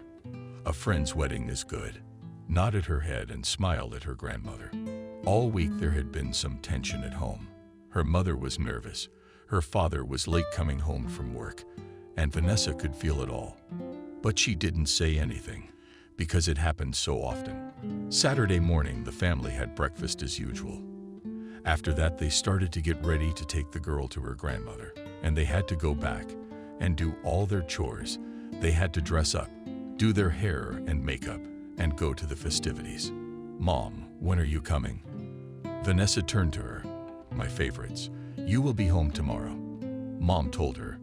She gave her a hug and a kiss. After that, they left. Vanessa and her grandmother went about their business. It was fun here too, because the woman read interesting books, told various stories. In the evening, the grandmother called the girl to the kitchen. "What are we going to reap so late?" Vanessa asked. "No, do you want us to make cookies with you?" asked her grandmother with that voice. "Cookies, just like they make in the campfire." The girl was surprised. "Well, yes, in the fire we will make with you at home. Where have you seen that they make them in the fire?" The woman became curious. "When my mom, dad, and I went camping, we had a big bonfire burning. And at the end, when there were red coals left, Dad threw potatoes in there and buried them. Then it was delicious. We sat eating," Vanessa told her, and closed her eyes, remembering it all. "That's great. You want me to feed you exactly that now." Nancy took some potatoes, washed them under water, turned on the oven, and put them straight down without any pro-morning pan. "They sure wouldn't burn in there," peeked Vanessa through the glass of the oven. "No, don't worry. They'll be ready soon. You'll feel like we're camping in the woods," said Grandma. And indeed, when the potatoes were taken out of the oven, they burned in some places just like a campfire. But when it was laid out, there was a scattering of pulp, which Vanessa, just as she had then on the camping trip, poured over and gobbled up. "Well, it's delicious," she told her grandmother. "What did I tell you?" smiled the woman. After such a dense dinner, they drank tea with milk and went to bed. "Do you want me to tell you something?" Nancy asked her granddaughter. "Oh, if you can, tell me some interesting story." As the girl lay in her separate bed, the room was dark. "You know, we lived in a time when there were no communications, few cars, and no roads. That's when it was very interesting," my grandmother remembered. "Tell me how you worked in the field Yes, the field was interesting. The whole village would gather there. We would come, and everyone knew and did their job." Grandmother paused for a long time and remembered how good it was when she was young. "And what happened later? Why do you live in the city now? I'd like to know, Vanessa." "And then they wanted to build a big road through our village and started to buy houses from the locals and exchange them for city apartments. Of course, I didn't want to go for a long time, but my children talked me into it. Now I live here hard," sighed Nancy. "You could hear that he didn't want to move here." "I see. But some of my friends go to their grandmothers in the country for the summer." "I could go to you too," the girl said. She yawned and fell silent. Nancy realized that the girl was already asleep. She too turned on her side and tried to sleep. But for some reason, the smartest woman Varia studied side by side. She didn't understand why she couldn't sleep. There was some kind of excitement in her chest, and towards morning her heart seized strongly. Vanessa could only say she had difficulty breathing. "My head hurt very badly in my chest." "What's wrong with you?" She couldn't understand what was going on. Jumped out of bed, dialed 03. She just exhaled. Vanessa dialed the number she was told. She started to ask who it was, who was sick, and what they were doing. But the girl only cried into the phone and said that she needed to come to her grandmother's house right away. The doctors asked for the address, but the girl did not know it. Then she had enough sense to go out on the platform and knock the neighbor. "Why are you here so early? Open this door, Please help, Grandma is bad. I don't know. Addressed through tears, uttered the girl female neighbor, ran to the phone, told everything to the medics, and ran into the room to see what was going on. Nancy T was lying on her back, breathing heavily. She was not feeling well. The medics arrived quickly. They took her blood pressure, did a cardiogram, and suggested that Nancy go to the hospital. I can't leave my granddaughter alone. Oh, come on. Don't worry. She'll stay with me until her parents get here. The neighbor was worried. Nancy was taken away. Vanessa stayed in the neighbor's apartment. Grandma, what's going to die now? She asked the woman. What are you talking about? No one is going to die. She stroked her head and held her close, and it was early Sunday morning. And 4 o'clock later, they learned that a terrible tragedy had happened almost at the exact same time. Or me and Hope. Vanessa's parents were ready to go to the celebration. The woman had bought herself a beautiful dress for the occasion. The man wore a suit for once. Why don't you always dress like that? His wife asked him. They got into the car and went to the place where they were already waiting. Everything was fun and interesting. Nadia did a lot of dancing. Or was I talking to friends I hadn't seen for a long time? And in the morning, when they were going home, they started to talk them out of it. Oh, come on. We'll get away all right, said William. Why don't you stay at least until dinner? The bride asked them. No, we have a daughter waiting for us. That's why we have to go. The parents were convinced they were right. They had almost reached the city when they were overtaken by a KMAZ with a trailer. It is not known what happened, but the trailer backed sharply and hit the car in which William and Nate were traveling. The man failed to control the vehicle. They pulled to the side of the road for a long loop only to flip over a couple times and eventually crash into a pine tree. An ambulance was called immediately. William died on the way to the hospital, and Hope 2 o'clock afterward. She, without regaining consciousness, passed away. When Nancy was brought to the hospital, it was all talk. The woman heard familiar names. She felt even worse. She asked the doctors. When they named them to her, she passed out. The doctors did everything they could to get Nancy's health back on track. She was lying under IVs as her friend, neighbor Molly, along with Vanessa, came to see her. My grandmother held out her arms to her for more when you go home. And why aren't Mommy and Daddy picking me up? She cried. She looked at Molly and gave her a look that told her to get the child out the door when she returned. The woman told her what had happened to Vanessa's parents. Jesus, how could that be? The neighbor put her hand over her mouth. I also think what will happen to the child now, how to tell her about it. The grandmother was very upset. After she was discharged, she came home, immediately put on a black handkerchief for pain. Why did you put on that ugly handkerchief? Said to her granddaughter in the kitchen. Honey, come to me. Vanessa King, grandmother, sat her on her lap and began to tell her about her parents.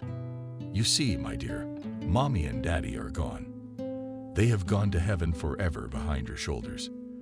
This is where Mommy here Daddy showed, and for the rest of your life they will be with you by your side to protect you. I know that. The girl raised her eyes at her. As you know, to you, Molly told. Her grandmother didn't understand her.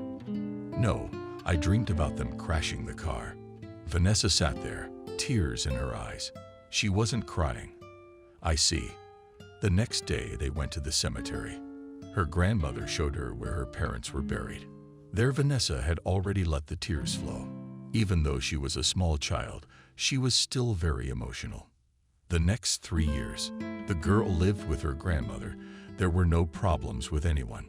Only the grandmother was often sick at this point, and if she did get taken to the hospital, Vanessa would sit with Molly as usual, and Nancy knew it couldn't go on like this for much longer. And still, child services would come someday, the moment she wasn't home. And so it was. Specialists. You knew the woman had a long history of illness and absences. The child is with a neighbor, so they just came one day and took Vanessa away with them. When Nancy found out about it, her heart just couldn't take it. Now Vanessa was being raised in an orphanage. Then, As the years passed, she never said she had a bad time there. And now, when she was there, she did not argue with anyone, did nothing. The girl was only interested in studying. She dreamed of becoming a popular actress or an announcer on television, but only to be seen by everyone. Almost all of Vanessa's free time was spent in the library. She was reading different books. Also, the girl went to the theater circle, where she could recite poems and various prose very well and beautifully. At school, she studied well. Not at the tutors, not teachers. There were no bickering neither on studies nor on behavior. And here came the day of graduation. On the one hand, it was sad to say goodbye to this place, but on the other hand, realize that now she will enter the study, and her dream will be realized. Of course, the girl dreamed of the Theater Institute, but she could not get there, so she went to the journalism department. It was very interesting to study. Vanessa lived in the apartment of her parents, and therefore she did not need anything. She thought she had all the friends she needed, except for those she had been with in the orphanage. If they hadn't been very close friends there, now that they were meeting, they were socializing so close it couldn't be helped. "Hi guys, come on in," said the girl to them when they came to visit her. Vanessa loved it when they had company over. "What are we going to discuss today?" They sat in a semicircle, and every time they discussed something new. Vanessa served tea, juice, some kind of snacks, but they put it all together from the scholarship. There was one young man in the company whose name was Liam. Vanessa liked him, and today, when they were together again, she'd gotten up the courage to ask him to stay when everyone was leaving. And why was he sitting in front of her in the kitchen? Nothing. Just wanted to talk to you one-on-one. Vanessa looked at him. Liam was kind of nervous or just really worried. Vanessa started some topics, but for some reason the guy didn't support her. It made her uncomfortable. But every day they met, their relationship grew warmer and warmer. "Let's not invite anyone over tonight. Let's go out alone." Finally, Liam suggested. "Okay, I agree." She smiled back at him. They walked around, talking about many things. Then the young man hurried to the dormitory. "Why don't you have an apartment?" One day I asked him, Vanessa. "Oh, there is, you know, such a long story on the Marshal." "Boy, come and tell me tomorrow," she said to herself. Thought she'd found an excuse for him to come visit her again. The next day, when the vapors were over, she and Liam went to her house. She had prepared an unpretentious lunch.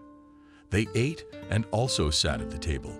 "So, why don't you have an apartment?"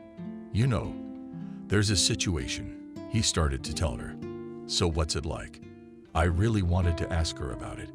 When we graduated from the orphanage, they promised to give us apartments, but it turned out weird. Some got them, and some didn't. The guy didn't really know what was going on. "Why didn't you get one?" She poured tea in a mug. "They called me in and told me there were no apartments and offered me compensation. Of course I accepted. Better a bird in the hand than a crane in the sky." Liam looked up at her. "And the money?"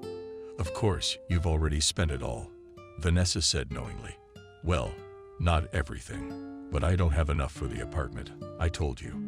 "I see. If you want, you can move in with me," she said, hanging sugar in a mug. She offered it to him, although she liked the offer because she liked the guy.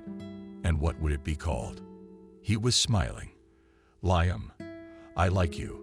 Vanessa lowered her eyelashes, afraid that after this confession, the guy might get scared and just run away. "You know, I like you too. I was just afraid that if I told you about it, you'd eat me right away." Told her fool. The girl laughed. "That's for sure." He laughed with her. Today he went to the dormitory, and for tomorrow, he promised that he would think about it. And if the answer was positive, he would pack his things and move in with her. For tomorrow, Vanessa was waiting for him near the institute, and I really wanted his answer to be positive. And Liam, I did. I'm so glad. She jumped around him as they all stood there. "Come on, there's nothing to be excited about. Maybe I'll turn out to be a bad person, or a bad housekeeper, or I won't clean up after myself. Yeah, it'll be okay. I know it will." They went home, and settle down. And today Vanessa decided to invite her friends over for a dinner party. "I'll help," Liam volunteered. "I'm sure you will," she told him. The guy and the girl hadn't met yet, but they complimented each other so much that Vanessa would start talking and Liam would realize what she meant. The guy starts to do something, and she's already there to help him with it. "Listen, Liam, I want so much to become a famous editor of some magazine or an announcer on TV. Did you want to be an actress?" She confessed to him one evening when they were sitting at the table. "Well, wait, now they will teach you, and you will become." He told her to cheer her up. "Do you know what it takes to do that?" "Look, I'll think of something. Let's find some interesting stories that happen on the internet. Maybe in our dormitory or just in your yard. You'll do the interview and I'll shoot the reportage." Liam said dreamily, "That's a great idea." She liked what the young man was suggesting. After that, as Liam told her, they started to find out something somewhere. If there was any hot news, they went straight to it. "Tell me, how do you feel about all this?" Vanessa asked. The people who were involved in the story, they turned their backs on it and people left. A lot of people did. But the grannies in the courtyard weren't the least bit shy. While Liam was filming them, they were telling Vanessa about what was going on in the yard. How the sewer burst, the heating didn't work, and the janitor didn't come to work. They had all kinds of news. Vanessa and Liam in the evening when they were editing it, everyone was laughing. "But it's one thing to finish. Where am I going to go with this material now?" she said, referring to the great-grandmothers who told her all the do's and don'ts. "Nothing. You're the one still practicing. When you have a real reportage, then you can brag. Right now, nobody needs to practice their skills." He was always optimistic about the river. When the girl was in her 3rd year, she was sent as the best student to a seminar. After it, there was a gala evening. Vanessa sat at the table, bored, as suddenly saw a man. She recognized him as a famous editor and decided to approach him. "Hello." She approached him. "Hello, hello." He turned to the girl. "You don't know me. My name is Vanessa. I was sent from our institute as the best active student. I would like to ask you something," she told him.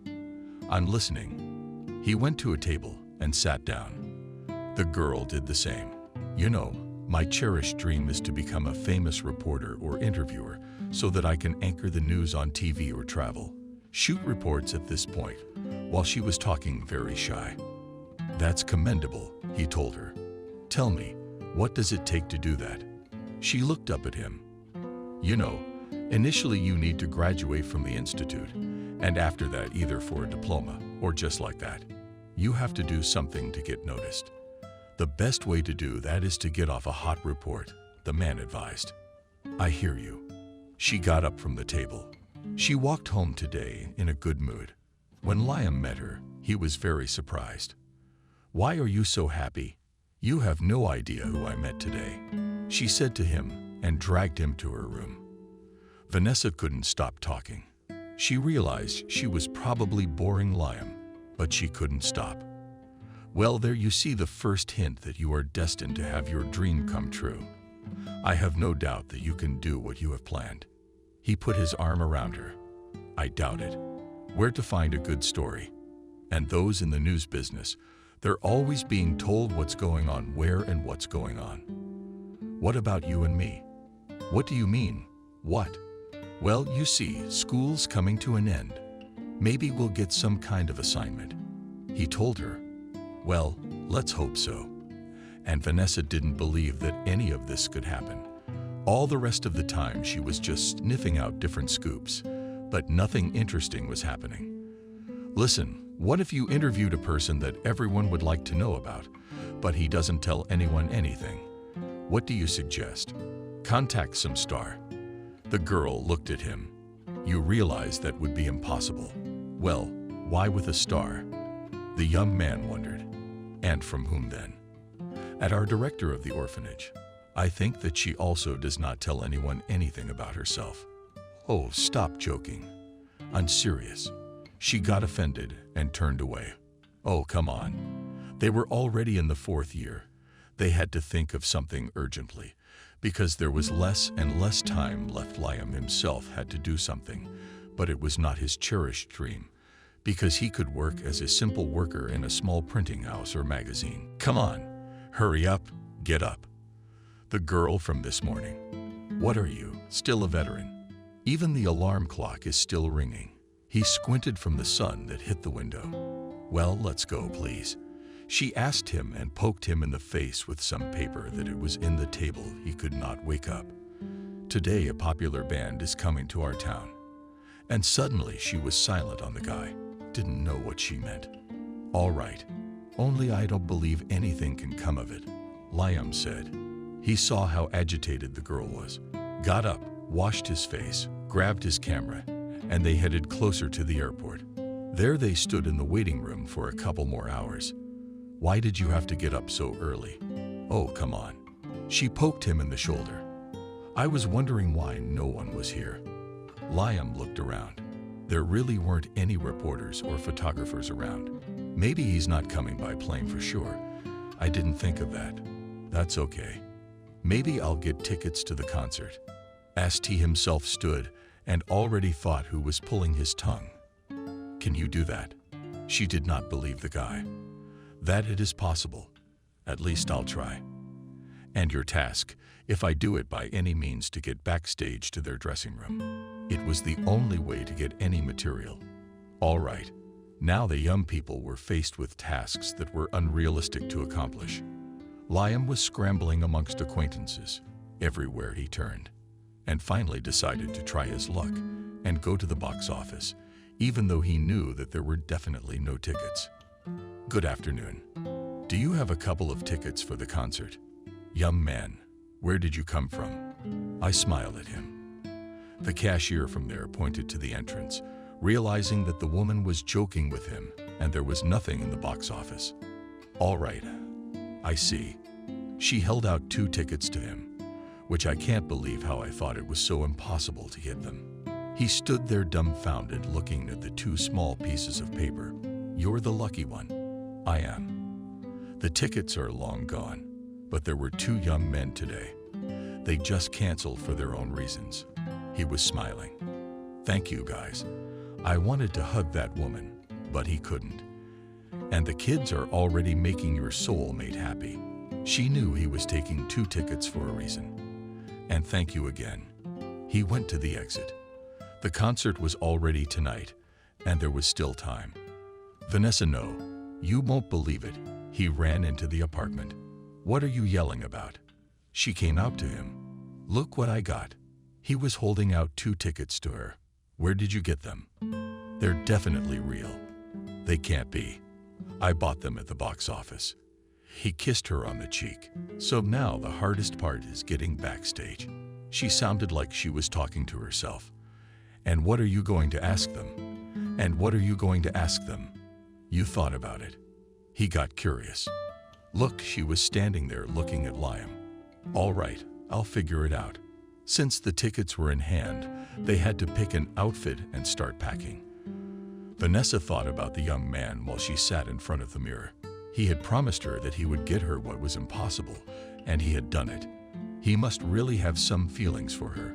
So you ready? Standing in the hallway, yeah. Vanessa came out to him beautiful.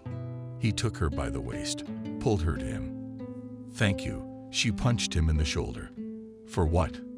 I didn't realize. For putting up with my every whim. She knew how hard it was. Because he stopped talking. I love you, she finished for him. Yes, he blushed. And you. They walked out of the apartment. Tonight was going to be an interesting evening. The young people entered the lobby of the building where the concert was to be held. It was unbelievable. Fans were shouting something. CDs with songs were being sold. The crowd was cheering and wanted to get into the hall. Vanessa looked at everything that was going on. Maybe we'll try to get backstage now, Liam suggested. Do you think that if it was possible, the groupies would still hang out here? The girl laughed. But it's worth a try. They walked past people, into the corridors, where there were some offices. And here, whispered, said the guy quietly, put his finger to his lips and knocked on the door. We asked not to be disturbed until the concert, it said. I'm sorry, Vanessa said as the door opened. What did you want? Her childhood idol stood in front of her. She stared at him and couldn't get a word out. Hello. Was Vanessa acting like a fool? 5 interviews saw the artist Liam with a camera. Can we at least ask 2 questions? It's for our diploma. She's such a star. Vanessa stood like a pillar of everything, her young man said. Okay, just get your girlfriend out of her stupor, the man smiled. Vanessa, let's go. Liam pushed her. Oh yes, she realized she was being ridiculous. They walked into the room where the rest of the band was, saying hello to everyone. If you're in good faith, you're welcome. We are people just like you, laughed the entertainer. Did you like our city? Vanessa asked, when the interview had already begun. It's not my first time here. I can say that I will come again. But that says it all, answered the singer. And how do you feel about your female fans? Vanessa couldn't think of anything else to say, and her head wasn't working at all. It's good. They support us. Except that we try to be away from them. Who can tear up? Laughing, the answerer. Vanessa asked 5 more questions, and then it was time for them to go on stage. Thank you very much. We in the audience turned to Liam and thanked everyone. Thank you for being adequate. And your questions are on hold too. The artist gave him a poster with the autographs of all the musicians. You have no idea what a valuable gift it is for her. The guy looked ahead, where Vanessa had already gone. She seemed to be still in shock. And then it was fun. The girl danced so hard that when they walked home, she couldn't feel her feet under her. I just can't believe it happened, Vanessa said on the way home. And it did, walked a companion beside her. They arrived home. The poster was immediately placed on the wall in the most prominent place. The girl stood opposite and admired it. I am happy. She collapsed on the bed. It feels like you don't need anything else in this life, but everything is possible. She closed her eyes and remembered her idols again. 5th year was coming to an end, and Vanessa hadn't done anything else. What are you worried about? You have an exclusive. Not so provocative questions there, but still reassuring like a regular me guy. Okay. At least I just had an interview to do. I already have one. And with who? She put her index finger up and calmed down. Everything would be fine. The exams were excellent. The young people were even recommended where they could get a job. Liam was happy with this option. But Vanessa not so much. She decided not to settle for a while, to look for a better place. So what are you thinking? Liam asked her at home. He's been working for weeks. Look, I've been going through all the papers and you know what I found out. She was looking at him, and you could tell she was thinking about something. Of course not. He laughed. There is an official in our town. He works in the administration. A few years ago, he was a simple lawyer. Then he began to climb the career ladder. And at the moment, this man has millions of dollars in accounts. No matter how many times we try to interview him, ask him where it all comes from, he shuts down, doesn't say anything. The most important thing is that this man goes everywhere with guards, and there is no way to approach him. Vanessa said. She's been scouring the internet for any information. So much for flammable material. Liam thought, what can I do? What if I come to the administration under some guise he will check? We'll meet, and then I'll ask for options. Girl.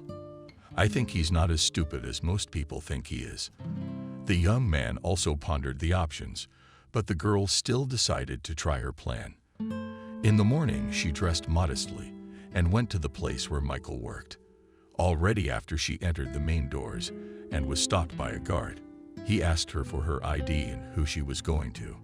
When the girl said her last name, he shook his head negatively. Why didn't Vanessa understand? To him, you need to sign up a month or even 2 months in advance. Now he is busy. He made it clear to her that he wouldn't let men in. What are you doing there? The girl left the building. I realize a man with nothing to hide wouldn't do that.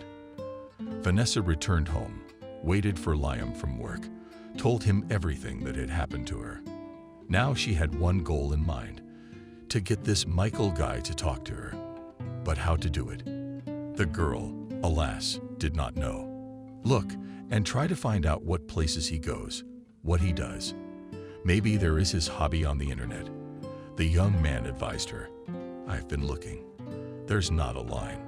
All I got is the position he holds. And that's it, Vanessa said sadly. Or maybe there is nothing, Liam speculated.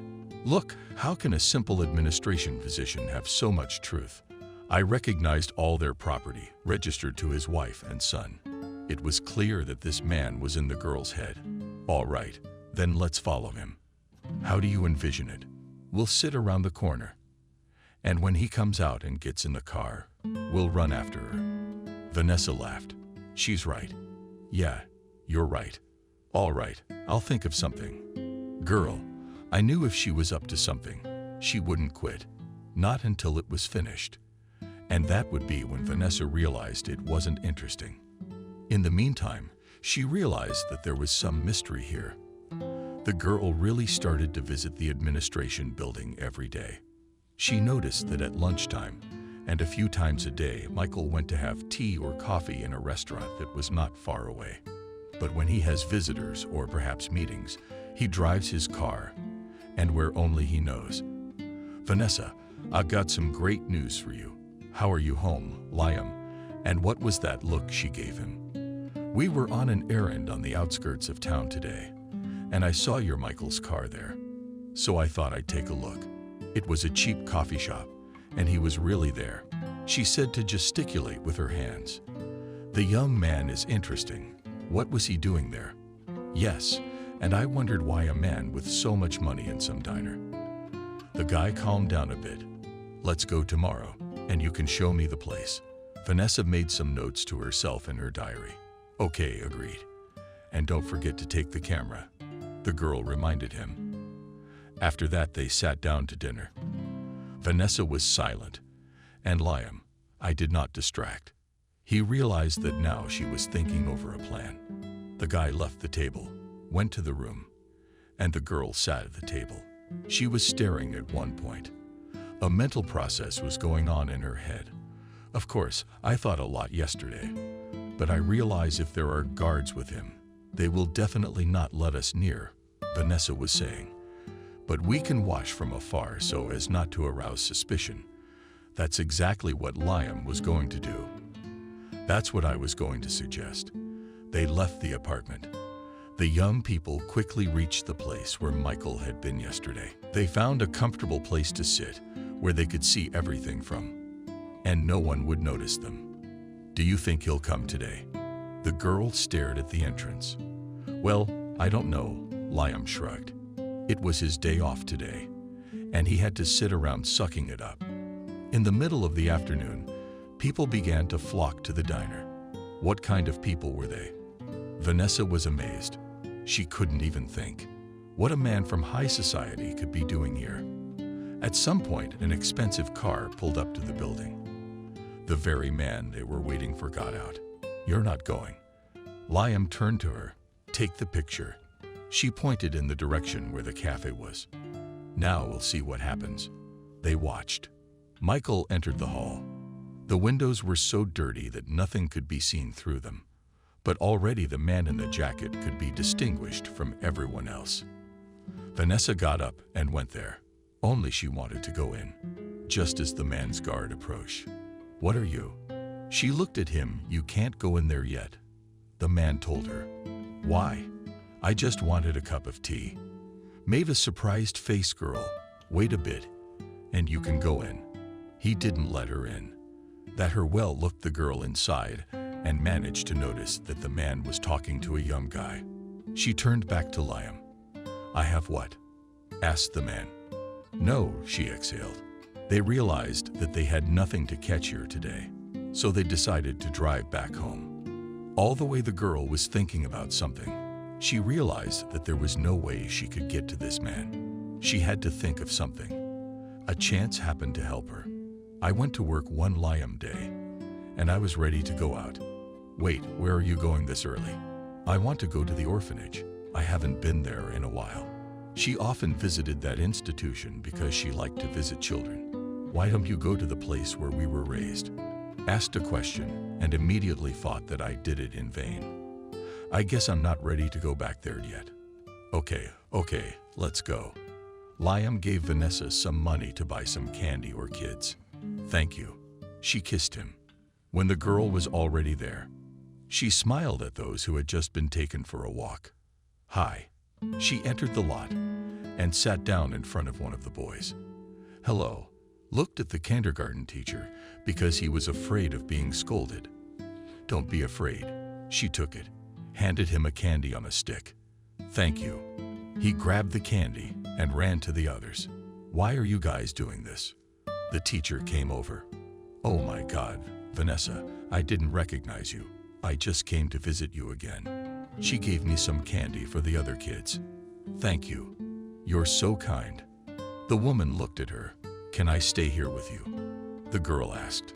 Yes, of course. When the walk was over, she was invited to have tea. Yes, I will go a little about the other, appeared Vanessa. They entered the building, went up to the second floor. Let's go to the organization room. The teacher called her.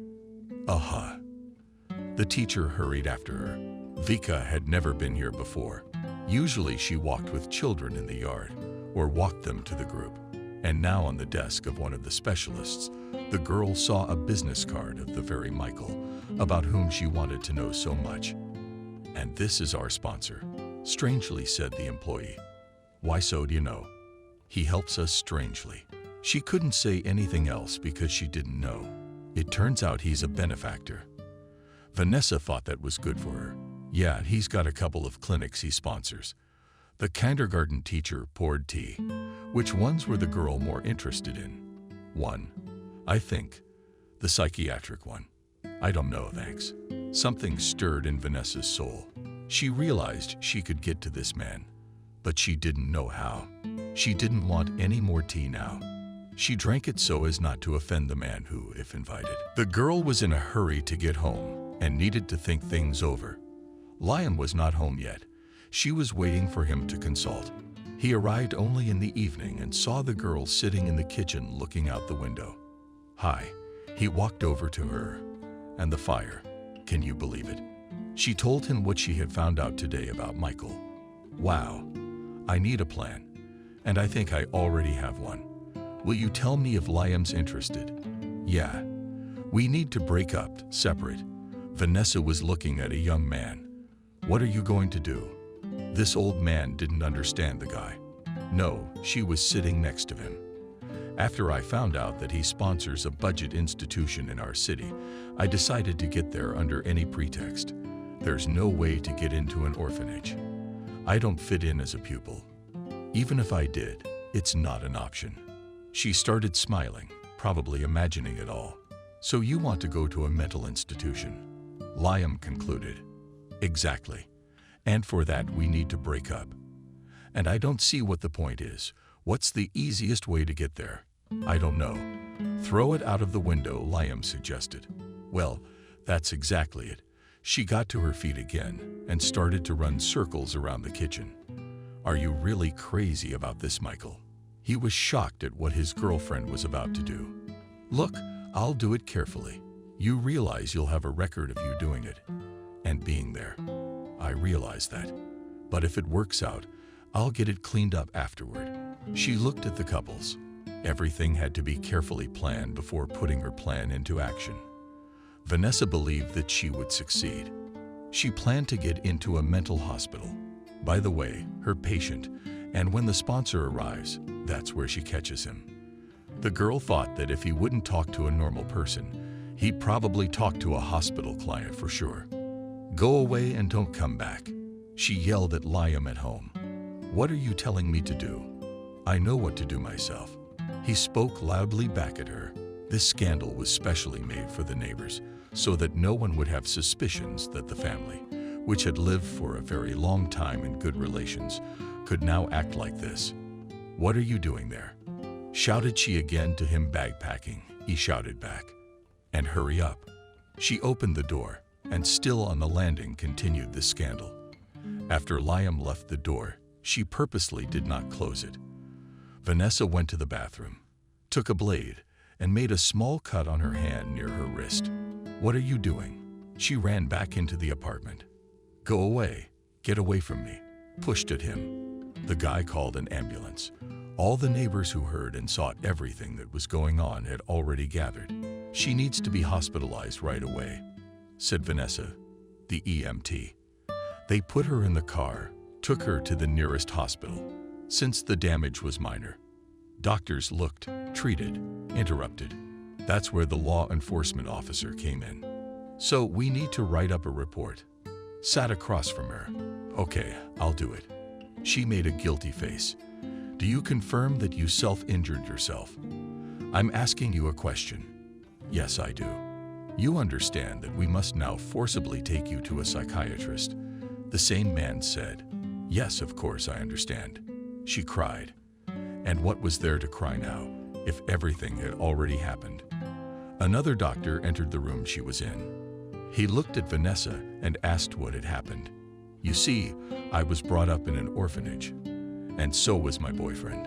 We started living together, everything was fine. And now he found someone else and left me all this time." She was crying her eyes out. "Calm down." He sat down next to her and took her hand. "How can I calm down here if I love him so much?" She tilted her head.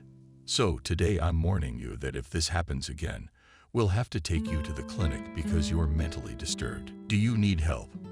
The doctor said, got up, and left the room.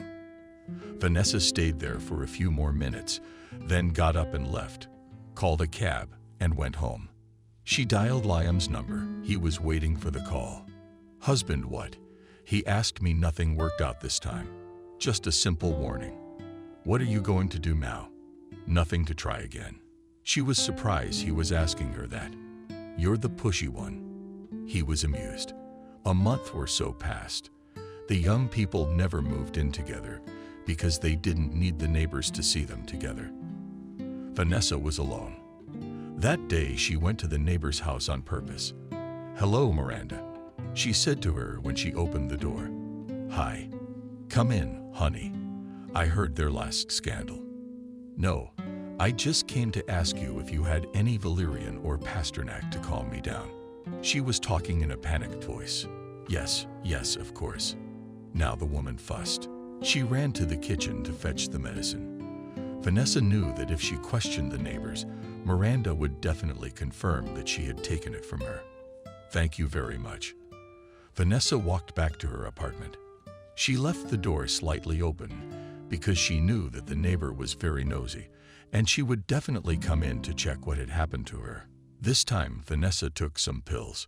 Yes, she knew that if she drank enough of them, it could really lead to some sort of dire condition. But the girl had it all planned out. She emptied the box, destroyed everything, left only a few pieces so that if she was analyzed, it would definitely be confirmed that she drank these pills. The girl lay down on the couch and quickly watched the dream. It didn't take long for Miranda to arrive. She opened the door of her apartment ajar, looked to see that the neighbors' doors were not closed. Vanessa walked there, but no one answered her. The woman entered the apartment, saw her young neighbor lying on the couch. Her arm was thrown aside, and a bottle of pills was lying on the floor. My God, what have you done to yourself?" For reading, she urgently picked up the phone and called an ambulance. Vanessa never regained consciousness. They took her to the ward. She woke up already in the ward where I'd spoken to her. She came in immediately. The doctors started questioning her. Why did she do it again?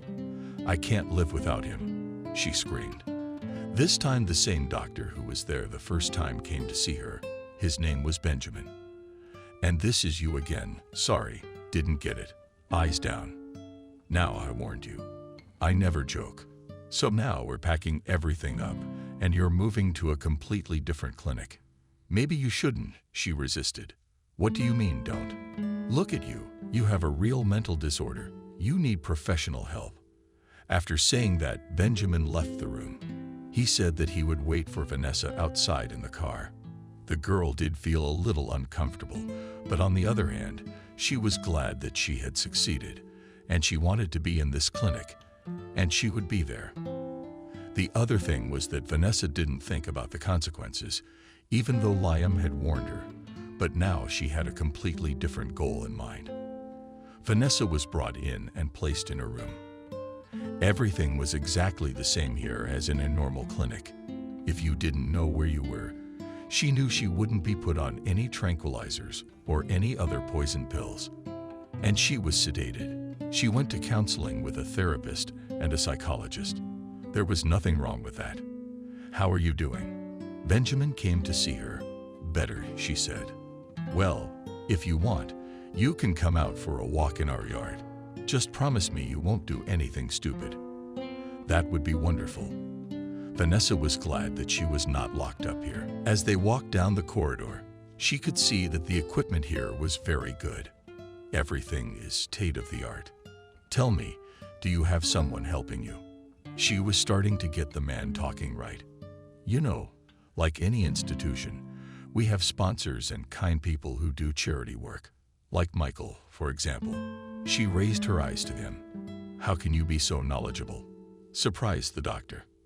"I was brought up in one of the orphanages where he also helped." "Then it all makes sense. Yes, he's a very good man. He helps us." Benjamin stopped by, and he comes here himself to see what you're up to. "Yes, at the end of every month he comes here." Vanessa realized that it was still 2 weeks away, but she didn't despair. She was only going towards her goal. And so when this time passed, she went out on purpose to see when Michael would arrive. The girl saw a man in an expensive suit walking along the road, but it was not the one she wanted. He was much younger. And today the ambassador's son said one of the women who was here turned to her. "Vanessa, to you our sponsor, who launders money through the hospital, the son of his ambassador," spoke the woman. Well, Vanessa understood. A new plan was now maturing in her mind. She realized that if she couldn't do anything with Michael, she could make friends with this young man. The girl specifically calculated the time when he would walk back, and at the moment when the boy was walking down the path, she was there too. Oops, she tripped right in front of him. "Girl, be careful," he told her and even helped her. He held Vanessa's hand. "Thank you very much." She looked him straight in the eye. "It's all right, take care." He looked at her too. When he put her hand down and walked towards the gate, she stood there looking after him. The young man looked back. "What's your name?" Vanessa asked me. The girl realized that he had turned his attention to her Ethan. He walked on and came out of the gate. She did not see what he did next. The next day, the girl didn't know what she was going to do here, but she wasn't going to leave. "How are we doing?" Benjamin came into her room. "Yeah, you know, everything seems to be fine now. I can go home." Vanessa asked him. "No, my dear, you need to stay a little longer," he said. "What do you say? But I do feel much better already." She spent the whole day outside, and afterwards she just lay on the bed and looked at the ceiling. The next day, when she went out for a walk, she was very surprised to see Ethan again. "Hi," he said to her as they met eyes. "Hello," she hadn't expected to see him so soon. "You know, I don't know what it was that got me then. But that look you gave me, I still can't forget. That look told me about myself." The girl was jubilant. She never thought it could be so simple. They went to a bench and sat down on it. At that moment, Benjamin came up to them. "Ethan, hello there," he said and looked at him, and Vanessa surprised. "Hello." He greeted him too. "What are you doing here? You weren't supposed to come today." You could see the man was nervous. "You know, it just so happened that I decided to come." The young man didn't know what to say. Vanessa looked at her slyly. "Doctor, it's all right." The girl turned to the guy. She was smiling, and even though she thought he was actually smiling, she was glad that she was really starting to get things going, and not for nothing had she come up with this plan. "Tell me, why are you here?" Ethan asked her. "You know, unrequited love," she said sadly and pretended to cry. Can you elaborate on that? I wanted a guy to help this girl. What kind of details? Don't you know what it's like? Sobbing. Okay, well, I have a rough idea. But he stopped talking. What did you have like that? A girl couldn't believe him. You know, my dad runs everything I do. When I was in school, I only had to do what he said, and then go wherever he said. And I can't meet girls anywhere because I'm always with my dad at work or at home. He said it in such a way that Vanessa believed him. Wow, I thought it was different for you rich people. She talked to him like an old friend. Want to go for a walk? She asked me. Yes, we could. They got up and walked along the alleys that were here in the courtyard. The young man was interested in Vanessa. He was ready to talk to her for hours. The next day, Ethan was in this courtyard again. Again, they walked and talked about everything. I feel so good with you. The boy confessed to her. He looked at her so much that it was impossible not to believe those words. I don't think there was any love at all. I just happened to have no one to support me in a difficult moment.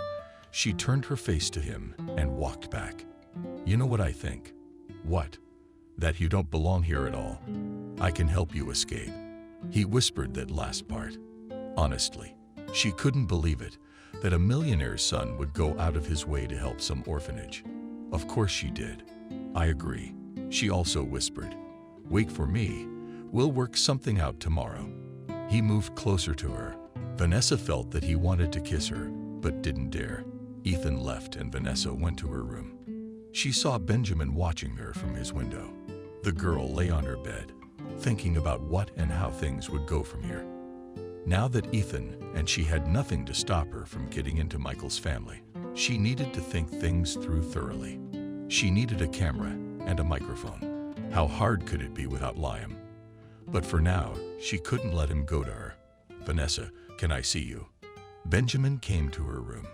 To be honest, you scared me. Tell me, what's all this circus for? What circus? She made big, surprised eyes. Why did you have to come to our hospital for Ethan? We asked her directly. No, she didn't. It wasn't because of a young man. She did it all right. I can see that you have a budding relationship, and I also know how his father feels about it. She sat down on the table. Benjamin, if I tell you everything, how lazy of you to tell anyone, she asked him and put her hands together. Tell me, he tilted his head. I want to become a journalist, so she began to tell him everything in order. The girl saw the doctor's face change as she told him. I don't understand why the pills had to be taken. He was shocked by the story. Look, Rodina wants to make an escape tomorrow. He's probably going to make a deal with one of the staff. Don't bother him, she said. God, I've never seen anything like this in a hospital before. And he got up and walked toward the door. So what's your promise? I will. Only you'll come back later and tell me what you got. Sure, the girl nodded. She stayed again. She lay alone and thought, if Ethan really wanted to kiss her, what would she do? Accept it, then betray Liam. Even good intentions wouldn't help. Vanessa thought for a long time and then just fell asleep. In the morning, she got up in a good mood, washed her face, got dressed, and went outside. Guess who? She felt someone's palms cover her eyes. Oh, I don't even know. It must have been Benjamin talking, she smiled. No, you didn't. I switched to jokes too. Like, hello. Vanessa turned to him. So you ready to go? He looked around so no one could hear them. True to form, she made a surprised face, put his finger to his lips. How did you do it? She spoke in a low voice. I'll tell you later, if you need anything. Did they go somewhere behind the building? No, she held his hand. They climbed out through some hole one of my brothers showed them. Thank you. The young man showed him the classroom. He did nothing but nod his head imperceptibly. Where are we going now? Asked the girl. To my place. Without hesitation, answered well. Vanessa was jubilant. She had achieved what she wanted. I need to call and warn my brother, she asked. He has a phone. Of course, it's near Kiev. I'll step back. Vanessa looked at Ethan. And you should have told Liam to get everything ready. Of course, he was fine with this young man. Vanessa dialed a number. When she was answered, she told him where to go and what to bring. She told him to get everything ready and to wait for her outside one of the stores. Liam understood everything, said he would. Thank you. Gave it to Vanessa, Ethan's phone. But everyone went. He was ready for anything. What if they look for me just in case, she asked. Don't worry about that. We'll figure it out. The guy was confident. Okay, let's go to the store. My brother will bring me a bag of stuff. And my phone. She asked for one more thing. Okay, whatever you say. They drove off, and after a while they were at the place. Vanessa got out. She acquired Liam at that moment, managed to whisper in his ear that everything would be fine. She would explain everything to him later, picked up her bag, and got back into the car. Now they were on their way to the house of the one the girl had been after for so long. Of course she was worried. What if Michael found out? But it was too late to back out now. Come in. He opened the door for her. They entered the big house, which was very beautiful. I thought you lived in the city, in an apartment. Yes, we have a place there too, but we spend most of our time here. The young man didn't hide anything from her. A woman came down from the second floor. She looked young. Good afternoon. She stopped. Mom, meet Vanessa, my girlfriend, her son said with a smile. Nice to meet you. The woman showed no emotion, but Vanessa assumed that it was not the kind of party parents wanted to see next to their son. And this is Lisa. The young man smiled. Nice to meet you too. The girl stood there. And what did you bring and get acquainted? Or are you going to start living together right away? How arrogant? Asked the woman. But the mother said to the parents, as if to reproach the woman in something. Come alone in the evening will come father. We'll sort it out, she said. Turned around and went. The young people passed in one of the rooms, which was guarded with Ethan. The young men walked to one of the rooms, which turned out to be Ethan's. There he showed her where she could put her things. Downstairs is the kitchen there, Natasha, from whom you can always ask for something, he told the guests. I'm uncomfortable, she said in response. It's okay. I hope my father will understand. Sitting down on the bed, she said sadly. There's no need to be upset. Vanessa sat next to him. The girl realized that if the guy had not dated anyone before today, now it was important to him what his father would say. Immediately other thoughts came to mind. What if he decided to take revenge on his parents? They wouldn't let me date anyone. Then I'll be with her. She smirked. What are you doing? He turned to her. You do realize that you and I are from different social strata. And even if you're not allowed to date me, I won't take offense. It was as if she was preparing him for the fact that sooner or later they would have to break up. What are you talking about? I fell in love with you at first sight. You realized there was no one young. And here's the first girl who reciprocated. It's like she talked him into it. All right, we'll see. He shut up.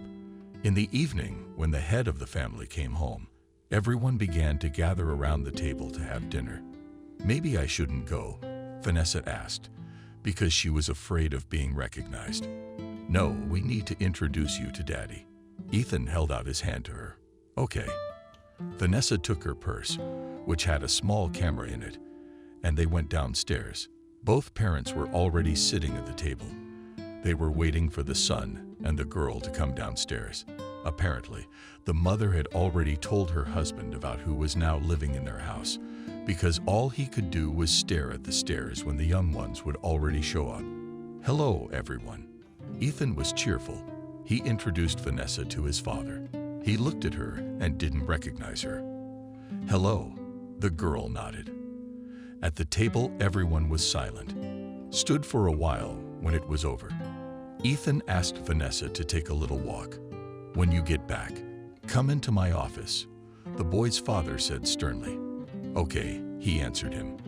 And they went outside. At that moment, Ethan exhaled that it was hard to live with such an influential parent. She guessed. You have no idea how much he took her hand. and they walked forward. "Tell me something," the girl asked him. The camera in the microphone from now on was always on. "You know, we used to live a normal life.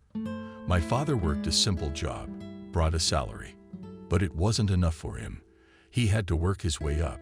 He was always studying, and then he started to make money. And the more money he had, the angrier he got," Ethan recalled. "And his mother, she was always quiet and did whatever his father said. When we moved into this house, something happened to her too. Now we're high society. Everyone else is an indentured servant." He stopped talking. "Maybe you haven't gotten to that point," the girl suggested. "I don't think I will." Anna turned around to walk back toward the house. Then he began to remember how he studied in a regular school, that he and his friends were walking in the yard, playing different games. At that, the guy was smiling. It was obvious that he was happy in those moments. Vika felt sorry for him, because she realized that she would have to leave him, no matter how much he didn't want to. "Will you sleep here, or can I make my own bed in the guest room?" he asked her. "If you can," she asked nicely. While she called, it was already done. A woman looked in and called out to her to show her the room. At that moment, Ethan was coming down to his father's study. "What did you want?" Sat down on the desk. "What are you doing?" Took a break from his papers and raised his head, the man. What didn't the man understand? "Where did you pick it up?" Michael wasn't saying much. "Why, you can do what you want, and I can't." The son was ready to do anything to defend Vanessa. "She's a beggar. You want to show how honorable you are." "Dad, don't say that." "What if it's true?" The man got up from his seat. "I love her." The young man turned away from the window. "What? How long have you two known each other?" 2 days. Michael opened the bar and took a bottle out of there. "A little more than that," the son answered. "Okay, I'm not gonna push you, but how do you play it? Get her out of here. Don't get married. I realize you're doing all this, not out of spite. Well, then you're only hurting yourself."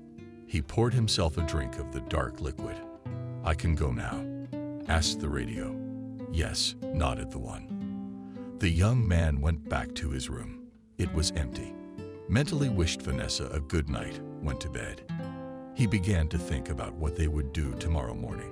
Besides them, there was no one else in the house. His mother had gone shopping and his father had gone to work. Ethan came to get Vanessa to call her for breakfast. "What are we going to do?" she asked him at the table. "I don't know what you want." The boy was ready to fulfill her every wish. "Do you have any books or anything interesting in the house?" she asked. "Books?" The young man was surprised. What was there to be surprised about? She couldn't understand. "Now, after breakfast, I'll show you." He began to eat. At that moment, both of them were silent for a while. When they had finished, he stood up and called Vanessa to follow him to the table. "I'm not allowed to come here while the master is away, of course, and no one else." But he put his finger to his lips. They entered her father's study, and Vanessa's breath even cleared with excitement. She hadn't realized she could get to where the information could be so quickly. "What's in here?" She played dumb and asked to show you the books too. "The library is just in the study." He showed her the high shelves. "Wow!" The girl wasn't pretending now. She was really surprised. "No one's in the house yet. We can take a look." Ethan walked over to the shelves. "Aren't you curious yourself?" She wasn't really surprised. He didn't pretend to be. "Okay, I'll pick something out quickly, and we'll go to the room." She began to look at what is here, but I'll go to get some fresh air and see that no one comes. Out came the guy from the study. Vanessa rushed over to the computer. Sure, it was password protected, but there were a bunch of papers on the desk. She started going through them, taking pictures of some things. What she read in the 2 documents just shocked her. She realized that she hadn't set all this up for nothing. It really was a hot report. Of course, if it suddenly worked out, she said aloud and went back to the regiment. After that incident, every day when no one was home, Vanessa was able to walk into the office unhindered. She even tried to figure out the password on the computer, but she couldn't do it. She already had some information, but it wasn't enough. Let's go to dinner. They had been living here in this house for over a month. Vanessa now became Vanessa and followed the young man. They were all sitting together at the table again. Vanessa was getting used to it by now. After dinner, as on other evenings, the couple walked outside. They seemed to be holding hands and walking down the path. What did he turn to her? Wouldn't you like to live a normal life without all those parental helpers and the rest of the benefits? She asked him. What would you like to offer? Let's go to my place. Let's try living together there. Let's see how fast it goes, she said before he could interrupt her. What is there to try? Really? Vanessa didn't expect him to agree. Sure. Why not? I've been wanting to move out of here for a long time. Ethan also thought about the fact that in Vanessa's apartment, the two of them would be alone in her territory, and they might be able to bond. Today he didn't say anything to his parents because he knew there would be a scandal. His father never spoke to him again after that conversation they had in the study, only on business. In the morning, he packed the things he needed to take with him. They went downstairs. Where are you going? Lisa was on the first floor. Mom, I want to live on my own. See what I can make of it. As if guilty, said the young man. What do you mean you're not happy with us? The woman turned away. But why do you immediately perceive everything so? You will not live forever. He approached his mother and circled her. What will the father say to that? She's acquired him too. We'll come and tell you everything in a couple of weeks, Ethan promised. Okay, do what you want. But she fell silent and looked at Vanessa until she started asking her boyfriend what she wanted to say. Next, goodbye. The girl turned to her. They walked out of the house and drove to where Vanessa lived. This is where I live. A girl opened the door of her apartment. Are you cozy? They entered the room. Thank you, smiled the girl. She was glad to be back home. All day the young people were busy doing a little cleaning. During the time the girl was not here, things got very watered down. Vanessa asked Vanessa to the store. After everything, they needed to cook something and the refrigerator was empty. Yes, nodded Rode. He felt like he and Vanessa had a family now. Together they left the house, went grocery shopping, went back in. At home in the kitchen, they were together too. I feel so good with you, Ethan admitted. You could have gotten yourself some girl. She laughed. They sat down at the table and ate dinner. You're such a good cook, said the young man. Oh, don't exaggerate. Blushing, when the dishes were washed and the couple settled in the room in front of the TV, there was a knock at the door. Someone looked at it, a guy. Well, maybe it's the angry dad coming to get you, she joked. You think he couldn't believe it? The girl went to open the door. Miranda stood on the doorstep. Hello. Vanessa looked at her and didn't realize she could be here too. Vanessa said hi. How are you doing? She came into the apartment. I'm fine. Tried to keep her out of the hallway. Girl. Hello, neighbor. It didn't make any difference. She moved forward and saw a young man. Good evening. He turned to her. What about Liam? Miranda asked the question. Tisha gestured to her. That's where the girl started pushing the woman back towards the door. And you two broke up. Understood the neighbor. It's all in the past. I'm doing fine. So you don't have to worry about me anymore. Vanessa opened the door, showing the guest that it was time to leave. Okay. Have a nice day. She walked out onto the landing. Who was that? Asked after the woman had left the neighbor who always pokes her nose in her own business. Vanessa thought to herself that it had once played into her hands.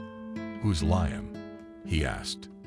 By the way, is he the guy who got me where you met me? Vanessa said sadly. And she was really sad because she hadn't seen or called the guy in weeks. Now I see. I'm sorry. He wanted to hug the girl, but she somehow automatically deflected. That's okay. She realized she made the wrong gesture. Tell me about yourself. You didn't tell me enough the other day. I want to know everything. He turned the conversation around. You know, my life was never as sweet as yours. I had a place to go after the orphanage. This apartment was left to my parents, but the other kids didn't. A lot of them lived here for a while, and she cleaned mine up, but it was time to get the guy to talk. Yeah, she shook her head. Everybody gets an apartment, but some of them are still waiting for it to this day. And nothing. She glanced at Ethan, but he was staring thoughtfully in front of him. Vanessa waited for him to snap and start talking about his parents. She was now almost 100% sure that he was doing something dishonest. For example, an acquaintance of mine was supposed to get an apartment, but it didn't work out. He was offered compensation, but it was so small that he couldn't buy anything with it. At least in this town. She kept pushing her line. Why are you telling me all this? The young man started to get nervous, just complaining about life. Because some people get everything and some people get nothing. She turned up the sound on the TV and turned her back to him. You know how mean I feel sometimes. He took the remote from her hands, turned the sound down again, and so it began. Vanessa thought to herself. She could feel the guy was about to crack. I'm sorry. Liam moved closer to the girl, hugged her, and kissed her neck. At this point, she was only asking mentally for Liam's forgiveness. What allows you to do this? What was it that you needed to do? What are you apologizing for? Its life didn't turn. It turned to him. I could tell you such things. Only Scary whispered in my ear. You killed someone. She turned to face him and made big eyes. No, probably made it worse. Ethan was very sad to tell me. She was determined to listen. But as I told you, my father used to be a simple administrative worker. He was doing something, always wanting more money.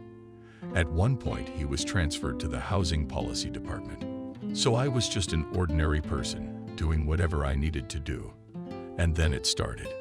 He stopped talking at the most interesting point. So what started? Interested, she looked at him, and still pretended not to understand anything. But he had been put in charge of this department. At first, no one suspected anything. My mother and I were happy when my father started earning more and bringing home an income. Then he started building a house. The boy fell silent again, looking at Vanessa as if wondering whether to continue or not. And well, since my father knew how to do it all, he started working out different schemes.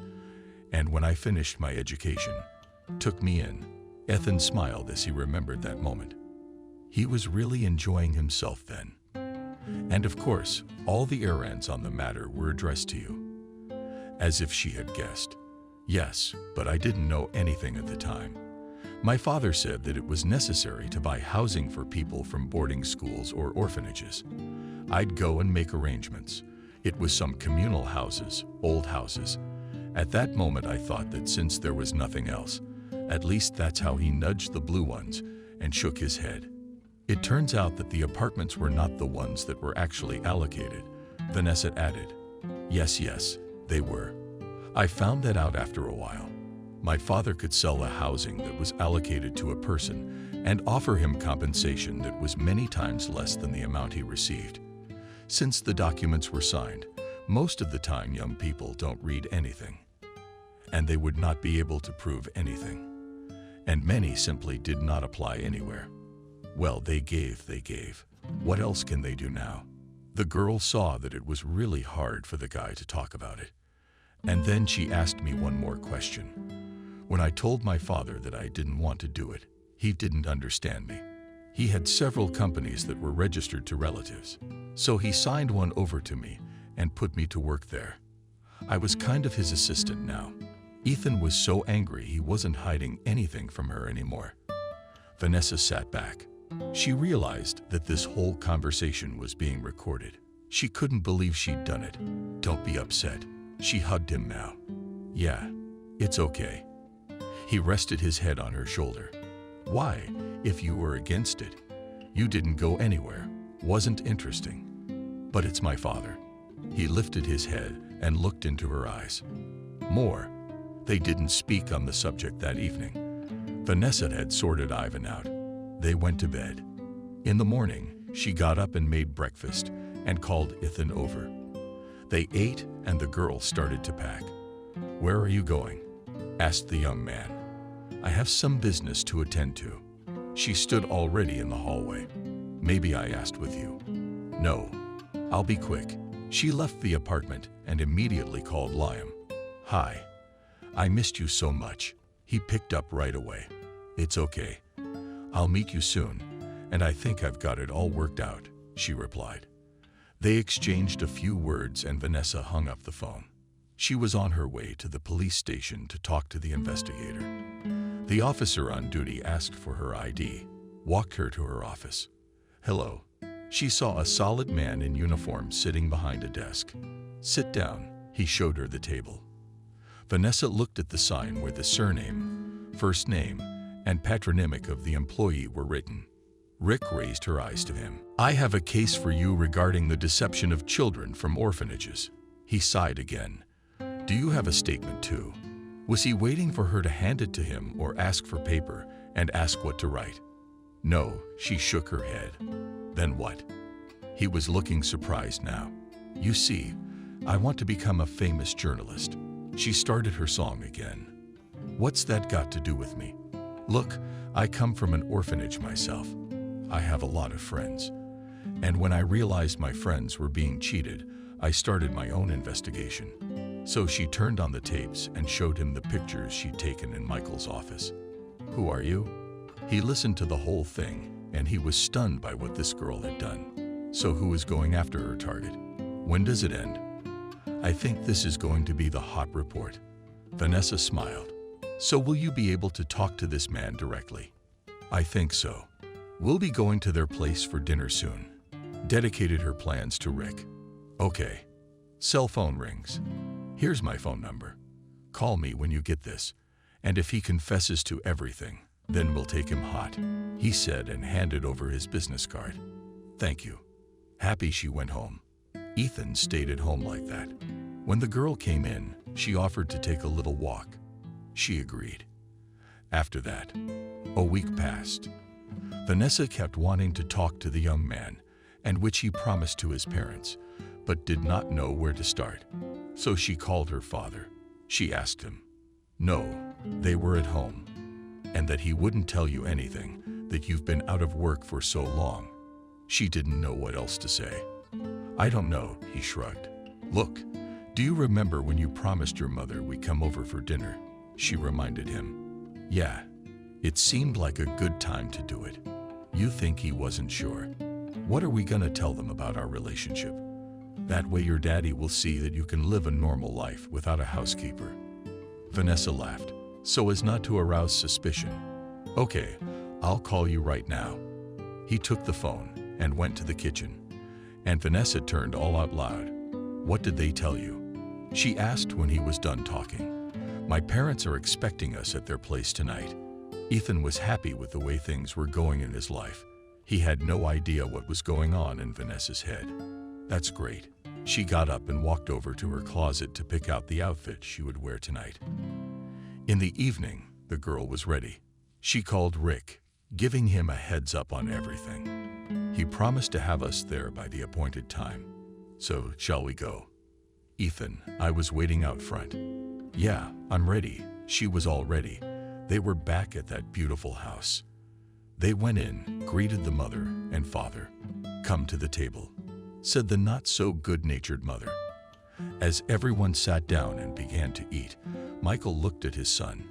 He had many questions for him. "So, how is life in poverty?" he asked and looked out the window. "Dad, why are you doing this?" Ethan trespassed on the river. "It's okay," she said. "What's everything here for you? You said no. You don't go to work. You quit everything." The man stopped chewing.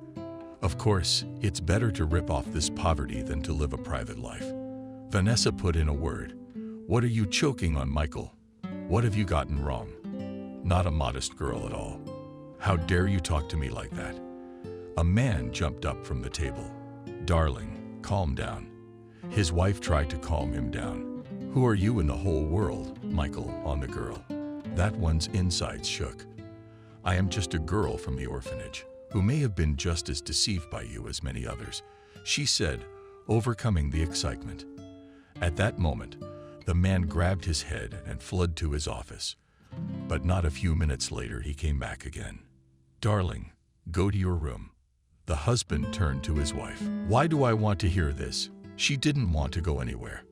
I didn't make myself clear, waiting for her to get up and leave the room. "Okay, I'm leaving." Lisa was not happy. "Now I'll tell you," pointing a finger at the river, "to leave too." She didn't expect anyone to stand up for her, like Ethan. "No, I want to know where you got all this from, what you're accusing me of." He set the table next to hers and looked her straight in the face. "Why are you so nervous if you're not guilty of anything?" She was still trying to suppress her inner excitement. It's not every time you find yourself in such close proximity to a powerful person. "I ask you again, from where?" Shouted. "And why are you meeting in different diners on the outskirts of the city with young men? As it turns out later, they're all orphans." She exhibited her first trump card. "I see. Maybe you already confessed to stealing from underprivileged children." She asked openly. "Listen to the little kids. If I wanted to, I could wipe you out. You'd be a piece of shit. Who are you going to fight?" He's got a normal smile on his face now. "All right, do whatever you want to punish you." She threw a finger up. "You know how hard it is to live on one paycheck. And if an opportunity like this comes up, why not take it? Who gets fostered there? Those who were abandoned. What are their genes? What I gave them is enough." You could tell the man was relaxed and was bragging about what he was doing. "What makes you think that?" "No one refused me." The girl looked at him. "These are isolated cases. That's why you have apartments," he said as if he regretted it. "So, you're confessing to cheating the kids?" She asked him that question again. "Vanessa, why would you do that?" Ethan finally spoke up. All this time, he had been sitting there thinking he had told her everything. "You're good too." She turned to him. "What do you want from us?" "Yes, I admit I did all that. But you know what people say, if you want to live, you got to keep on keeping on. That's what I was doing. Until you showed up." He stopped talking and wagged his index finger at her. She didn't understand that gesture. "Oh, I'll remember you. You're the pushy girl who wanted to talk to me." Narrowed their eyes. But that was enough. The girl pressed the call button on her phone. "What are you doing?" Just before the man could say anything, police officers entered the house. "Michael, are you under arrest?" Calmly approached him Rick, and others were already handcuffing him and Ethan. "How could you do that?" The boy looked at her the same way you did. She got up from her chair. Lisa came out to the noise. "What's going on here?" "I don't understand." She did. Vanessa then handed over all the photo, audio, and video recordings to Rick. It was all clear. No one would have guessed. He looked at the young girl who'd pulled it all off. "Look, I'll have one favor to ask of you at the end," Vanessa asked him that he was willing to listen to. "I hurt myself on purpose to get into a mental institution. Can we make sure that this tape doesn't appear anywhere?" The girl asked the man. "Okay, we'll figure it out," he promised her. After that, Vanessa returned home. She called Liam, told him he could come back. Hey, he was at her place in half an hour. "God, how did I miss you?" They hugged. So, he wanted details. The girl told him everything. She didn't even hide the fact that he had kissed her. It was obvious that the guy didn't like to hear it, but he realized it was necessary for his body. "So, what are you going to do?" asked. "Well, the case is going to trial, nothing. Not until after the trial's over. And this story is over. I'll be able to submit this report somewhere," she said. "I'm proud of you. She's rotten." After that, Vanessa was often called in for questioning. She could only tell what she saw on it, and that was on the record. Liam, on the other hand, could say more about how he was compensated.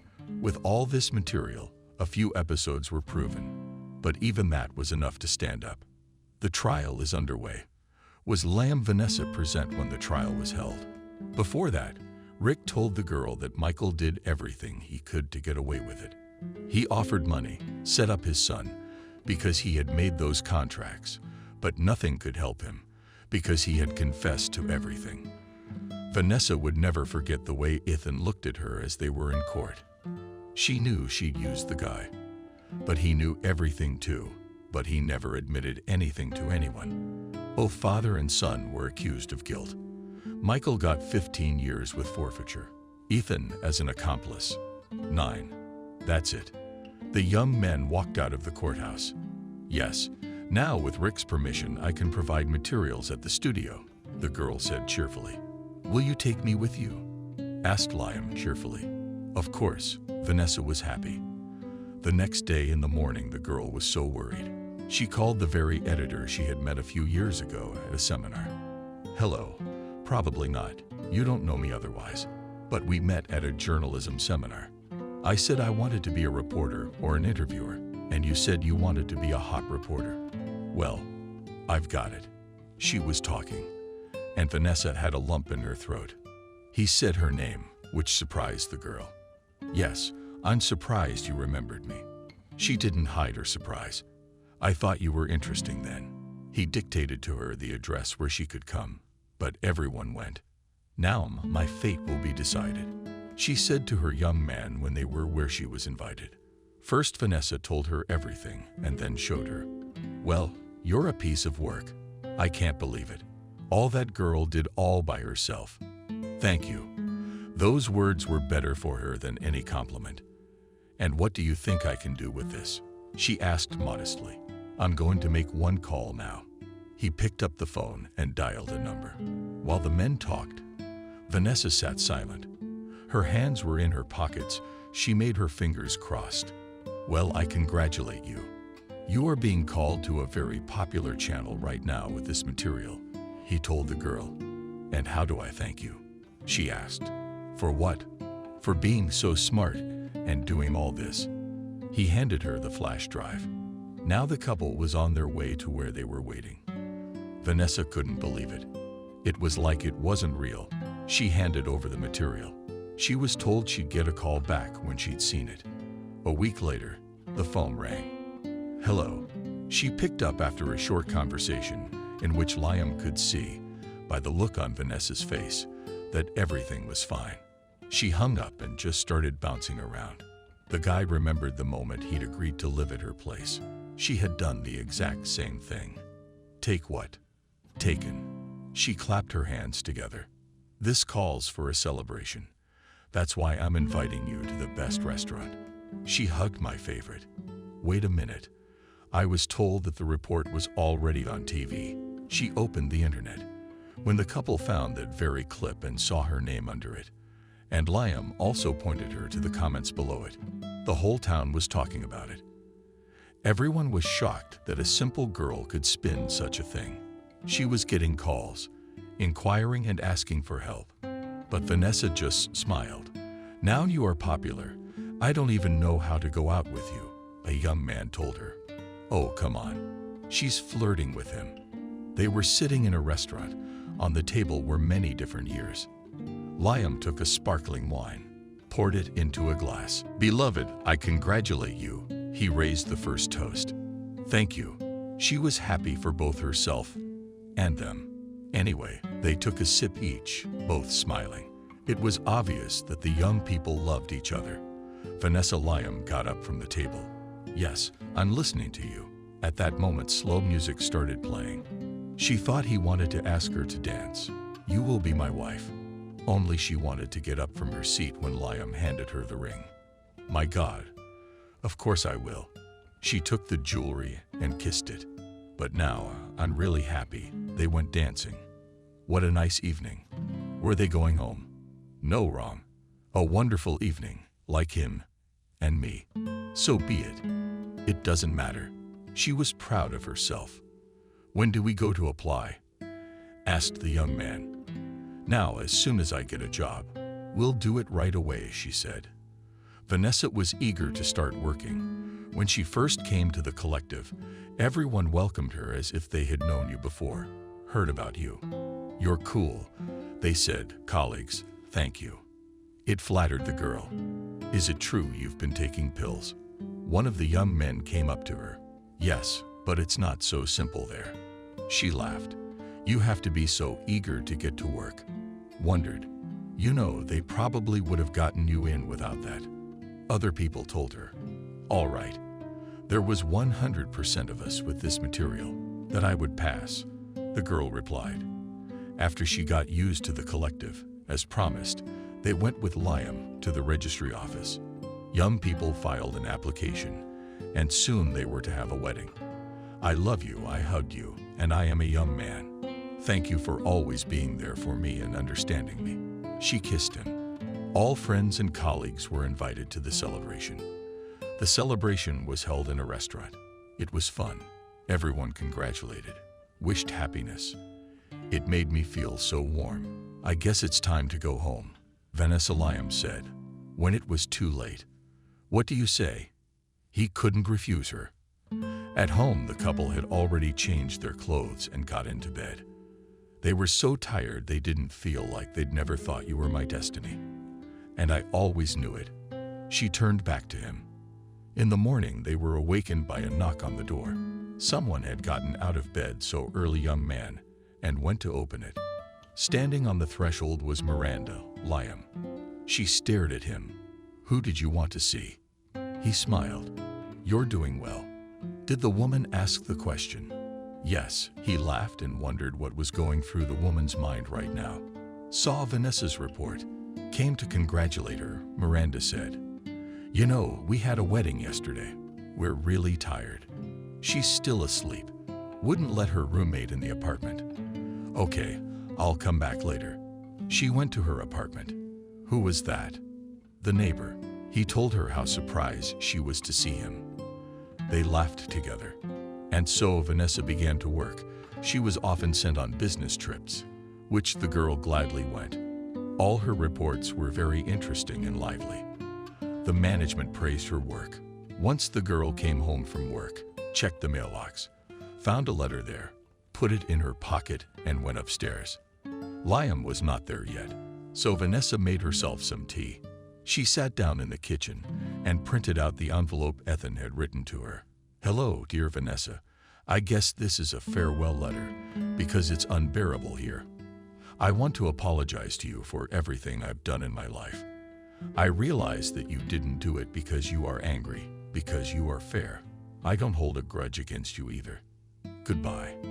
And you know that I've grown to love you for real. Kisses. 4. Vanessa heard on Liam that she wiped away a tear. Screaming, can't you hear me? I think something's happened. He came over. He looked at the sheet in his hands. Ethan wrote. She handed over the letters. Liam quickly ran his eyes over them. What does he think? That you're going to take pity on him now? He put the envelope on the table. Okay, let's not. We've forgotten. She got up from the table. Why are you crying? He wiped another tear that rolled down his cheek. It's true. It's not the kid's fault. If it wasn't for his father, he wouldn't be where he is now, the girl said. Let's forget about it. He held his wife close to him. Okay. They stood like that for a while, and then the girl went to cook. Already the next day light and hurried to work. She ran into her office, took her desk. Hi. Did you already know a coworker ran in on her? No. What happened? Did Vanessa think she missed something important? A guy in prison hanged himself. Made those big eyes. So that's what he meant by saying it was his last letter, the girl said out loud. What did he write to you? Surprised by the interlocutor. Yes, one farewell letter. He said he loved me for real. Vanessa said quietly. She took out her phone and called Liam to tell him the news.